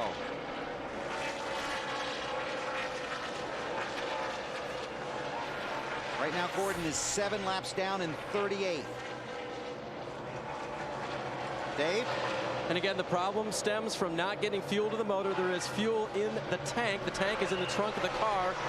Lines lead all the way through the car up to the front of the car, but it's got to be pumped with a fuel pump up to the motor. If that fails, the motor doesn't get any fuel. There's a fuel log in there that holds the fuel to the carburetor. If there's something amiss there, that can be an issue. And there's fuel to the carburetor. That's a good thing, but you need it there constantly. Big trouble for these guys. They're trying to analyze it here just behind pit road. And with some 30 laps left, only or less than that now, trying to see if they could at least patch this thing and get Jeff back on the track. But it sounds like it's not taking any fuel at all, guys. Thanks, Dave. Stay on top of that for us. Jimmy Johnson, his teammate, continues to lead, 5.3 seconds in front of Jeff Burton. You look at the championship standings with 21 laps to go. Tony Stewart is third, then it's Edwards and Earnhardt. Now look at all the spots. Jeff Gordon went from second, just a few laps to go before the problem, to 8th in the standings. Jimmy Johnson has clinched the 5 bonus points for leading the most laps. Johnson has a top 5 finish at every Cup track except Kansas. 6th here a year ago. 10th is his best finish in the last 7 races this season. Just 1 top 5 in the last 16 races. As the guys talked about, that was his win at Indy. Comes in here with 4 straight finishes outside the top 10. That's the leader. Burton second. This is for third. Stewart, Edwards, and Earnhardt Jr.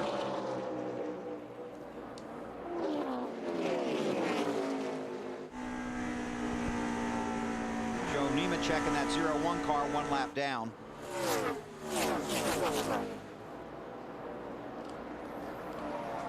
Junior pulls right up.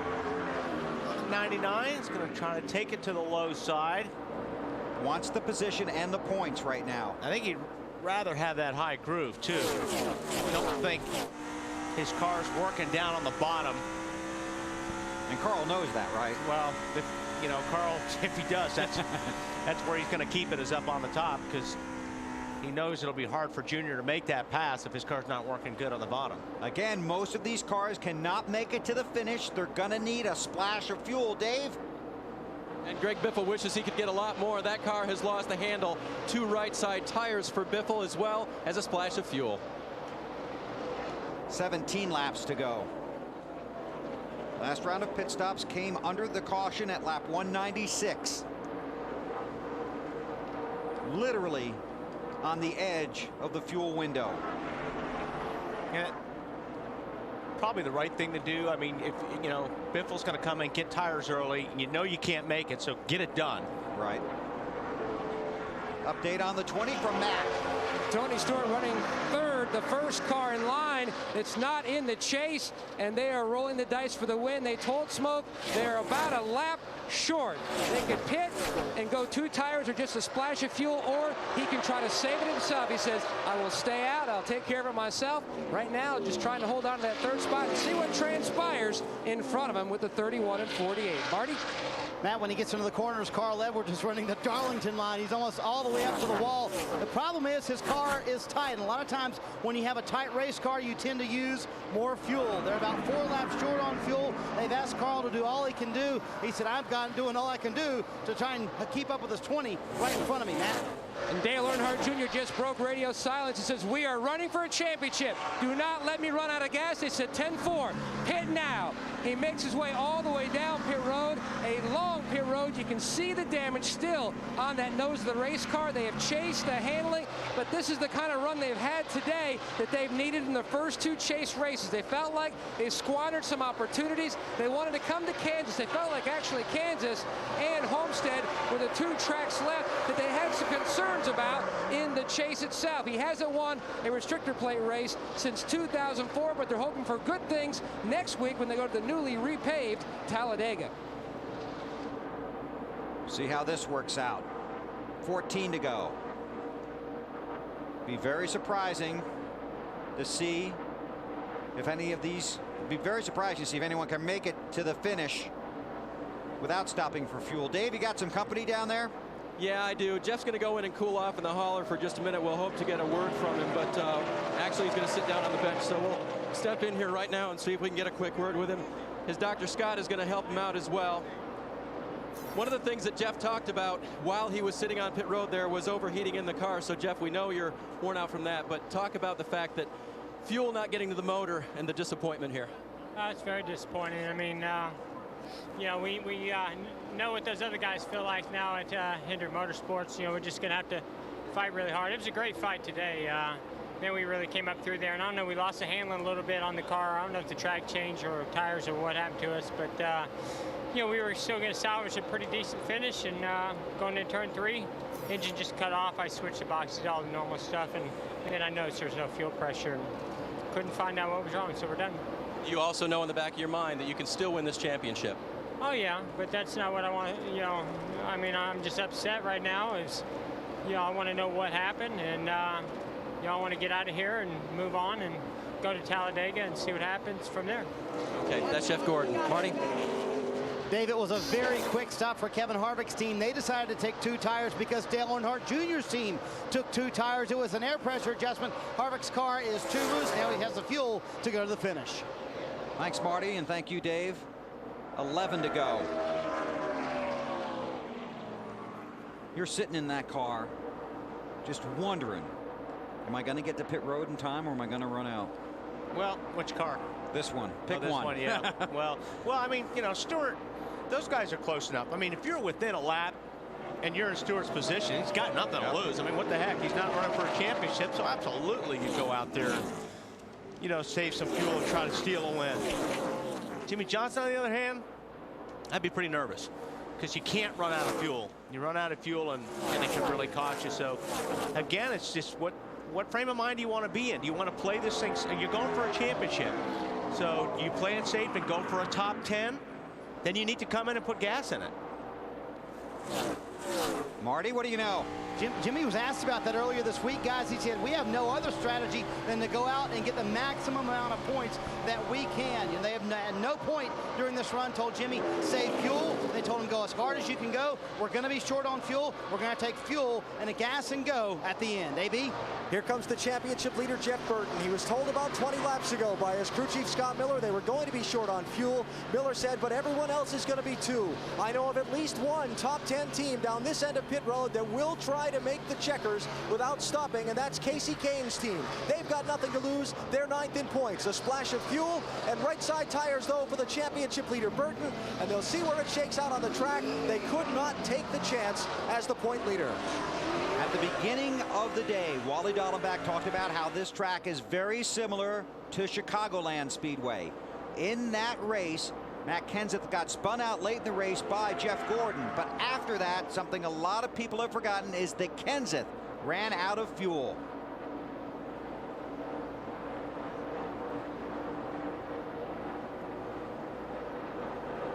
So fuel mileage now a factor at Kansas City, just like Chicago. This was a moment ago.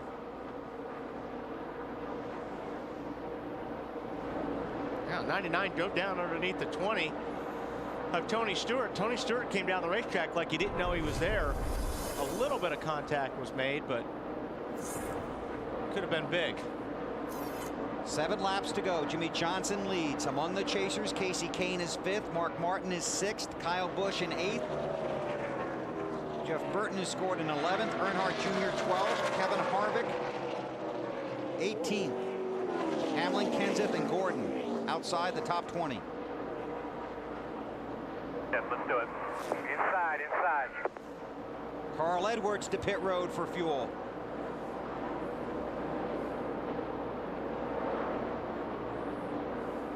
Marty?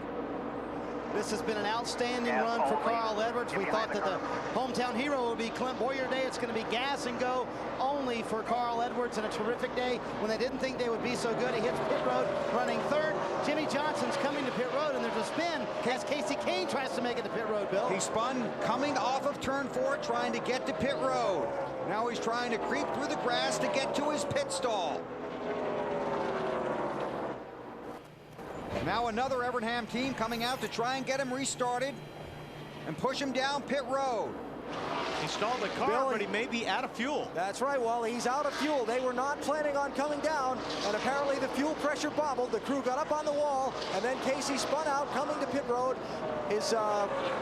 He asked if he could stop in Jeremy Mayfield's pit, but his crew chief told him that's not legal. Mayfield's crew trying to push him down here as you see Jimmy Johnson hit the pit road. Marty? And that may have drastically hurt what Jimmy Johnson was trying to do. He was slowing, coming to pit road. He saw Casey Kane spin out. He decided to go back on the racetrack. He lost many seconds doing that. They hit pit road because of that. Now they feel like they have to take on 2 right side tires. Originally, it was going to be fuel only. It's a quick stop. Question is, how much track position did they lose? So Johnson was heading for pit road and saw the 9 spin. Yeah, he saw the 9 spin, then he turned hard right, went back up on the racetrack because he didn't know where the 9 was going to wind up, and he was hoping the caution would come out. Tony Stewart is the race leader. Here's Casey Kane coming to pit road. Boy, that thing just swapped ends quickly.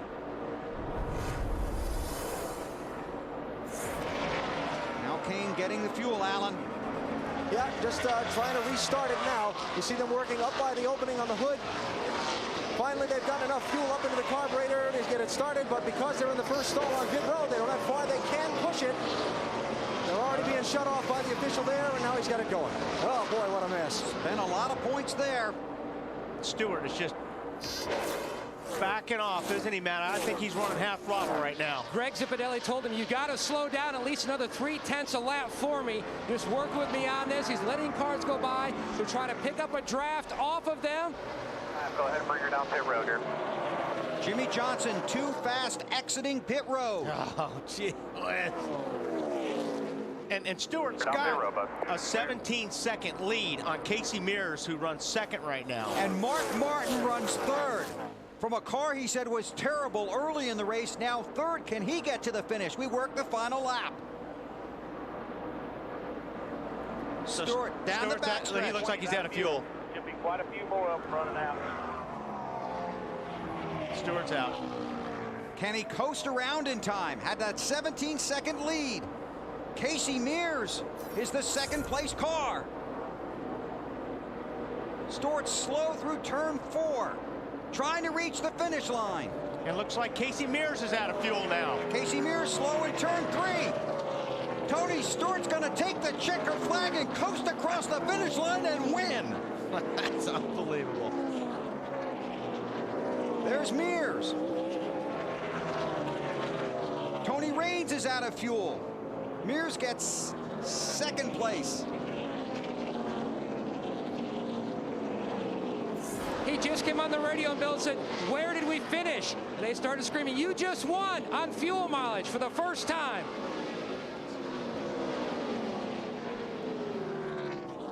Unofficially, Mark Martin third, Dale Jarrett fourth, Jeff Burton fifth. A number of cars very slow on the backstretch. There's Denny Hamlin. He's probably going to push Stewart around.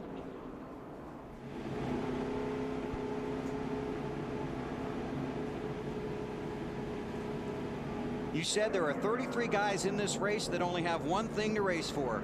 Yep. The win. The win. And that's exactly what Stewart did. And great finish for Casey Mears as well. Chevrolet congratulates Tony Stewart and the number 20 Monte Carlo SS on another great Team Chevy victory. 25 of the last 34 NASCAR manufacturers championships and counting.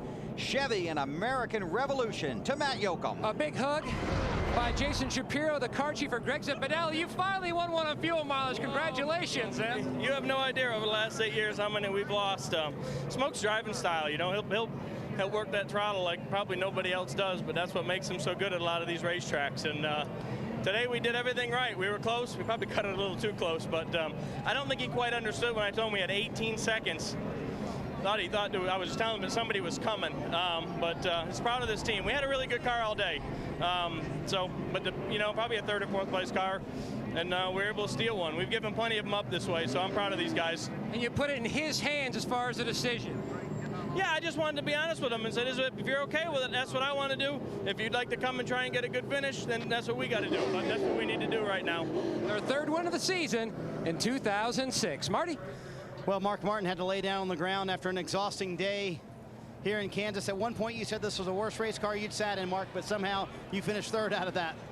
Pat Tryson and AAA team just fought for this one. We had to run slow there at the end, but we got a good finish. We had to run gas mileage. But these guys worked hard, and it worked out. I'm real proud of these guys. We're still in this thing. We're going to fight it to the end. An exhausted Mark Martin finishes third. Matt? And Casey Mears, second place finish. When did it start to cough and run out of gas, Case? Right after I took the white, I had to start shaking it, and we had just enough fuel where it just ran out going into 3. It picked up just a little bit again across the start-finish line, but that was all these guys here. I mean, we've been harping on the engine shop bad to give us some good fuel mileage, and they responded. And one thing that we did too is right away, that was Donnie's plan. You know, as soon as we started that run, he just said, save me all the fuel you can, and we're saving from lap 1, and that's what really helped us, and just what this Texaco Haviland Dodge team really needed. I mean, these guys work really hard, and for the hard work they put in, the finishes that we've been having lately, they just don't deserve it, and it feels good to come home with a good finish. The Mears gang second in Kansas. Marty? Well, Matt, I think with 10 to go, Jeff Burton was running second, and somehow you come out of this thing with a 5th. Have you ever seen a crazy finish like that, Jeff? Yes, I have. I was afraid it was going to be worse than that. I was afraid that we were going to end up 15th or 20th or something. I hate those fuel mileage things, but you know, my guys did a great job today. We had a really good car. Again, it was good when it needed to be. We started breaking even with or gaining on Jimmy just a little bit. And on a day like today, that's saying a lot because Jimmy was by far the best car. So real proud of everybody on Team Singular. We had a good day today. We ran well, and I'm proud of I'm proud of our day. Talking about a good day, he holds on to his championship lead. Bill? Unofficially, by 69 points, Jeff Burton is the championship leader. Tony Stewart's in victory lane, and Alan Bestwick is there. And normally we catch that moment where the driver gets out of the car. Tony said, it's hot, I'm out. But he's here in victory lane, and probably one of the quieter entrances to victory lane we've seen in a long time. All right, Smoke, tell me about that last lap. It's pretty quiet. They sound really quiet when they're dead stick like that, but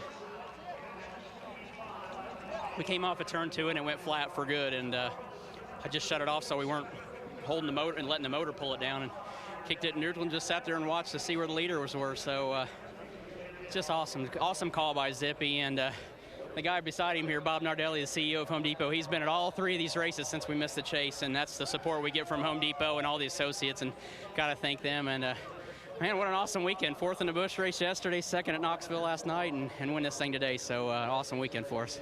How long and how were you saving fuel in the later part of that race?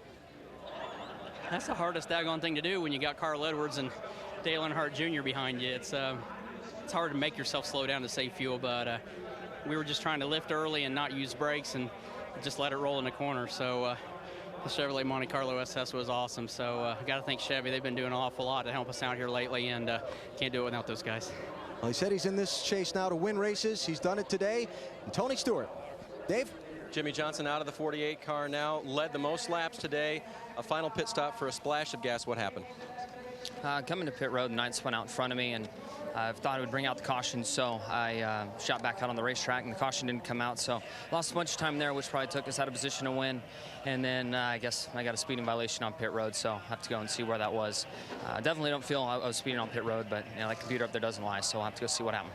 Were you watching the gauge, and do you feel like you called it the same way you had all day on pit road? Yeah, definitely, same way. I knew some guys were maybe going to make enough fuel mileage, but I had such a big lead over the guys running on you know, in 2nd and 3rd and all that, that if I wouldn't get beat by them. So I wasn't in a hurry to get on pit road. I just wanted to get on and off and get back in the race, and evidently got a speeding violation leaving. How hard is this on a day that looked like it was going to be a comeback day? It's definitely tough. From looking around, some guys had some bad luck. but man, I just hate missing opportunities to gain points. We had the speed. We've had the speed the last few weeks. I know our finishes haven't shown it, but you know, we're there, and we just need some luck to come our way. All right, thanks, Jimmy. Let's go to Matt. And Dale Jarrett quietly running in the top 15 most of the day. And DJ, you had just enough fuel there at the end, finished fourth. Your first top 5 this season. Yeah, a long time coming, but these guys never gave up. Butch made a great call there. Came on the radio and told me with about 36.7 to go, if I could save some fuel, we could make it. So we had nothing to lose by trying to do that. So nice that we could get that for our sponsors, UPS, Coca-Cola, Ford, everybody involved. And certainly Robert and Doug, we appreciate the effort that they're giving. It's pretty good whenever you can make as much horsepower as Doug makes, and we can get some pretty good fuel mileage too. So the car was the best today that we'd had it in a long time. We could at least race. Couldn't go real hard on new tires. I was way too loose for that, but it really stayed under me. Dale Jarrett fourth today here in Kansas. Marty?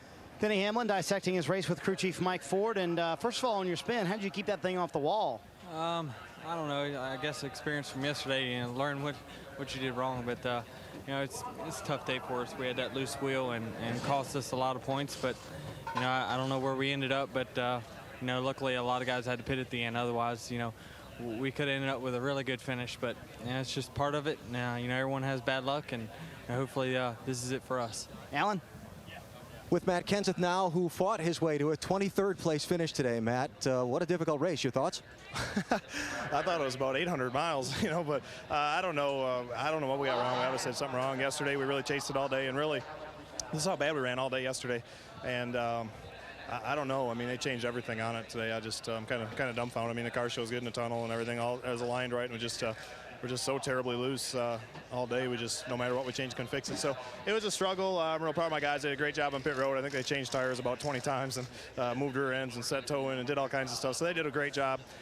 We just didn't have it. So this is our Indy car. It's the only other place we ran. We probably should have brought Old Reliable, but I don't know if it would have been any better with that. So we were just terribly off all day. All right, thanks, Matt. He's fourth in the championship, going to Talladega, Bill. Thanks, Alan.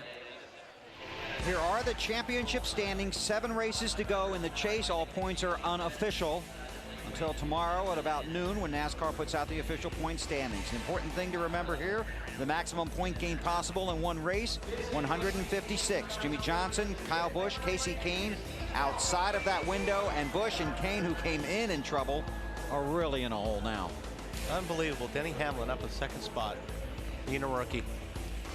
Mark Martin needed the lucky dog at one point to get back on the lead lap. Now third in the championship standings. Kenseth fourth, Harvick fifth. Tony Stewart didn't have any gas, but he coasted across the line to win.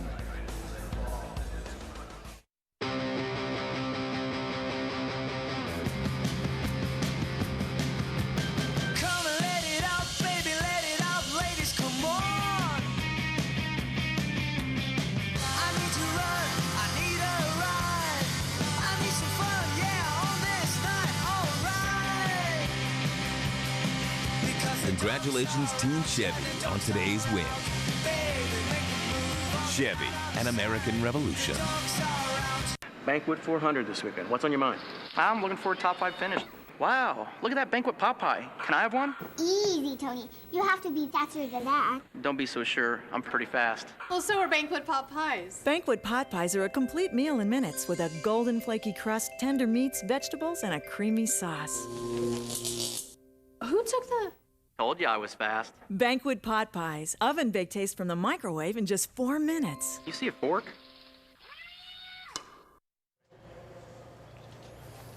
Tony Stewart, the race winner here at Kansas tonight. 2 teams that know all about winning. Undefeated Seattle and the Chicago Bears. It's tonight at 8 o'clock Eastern Time. John Madden and Al Michaels will have the call. All coverage begins with Football Night in America at 7 o'clock Eastern Time. Let's get a pregame report. Let's take you to Chicago, and here is Andrea Kramer.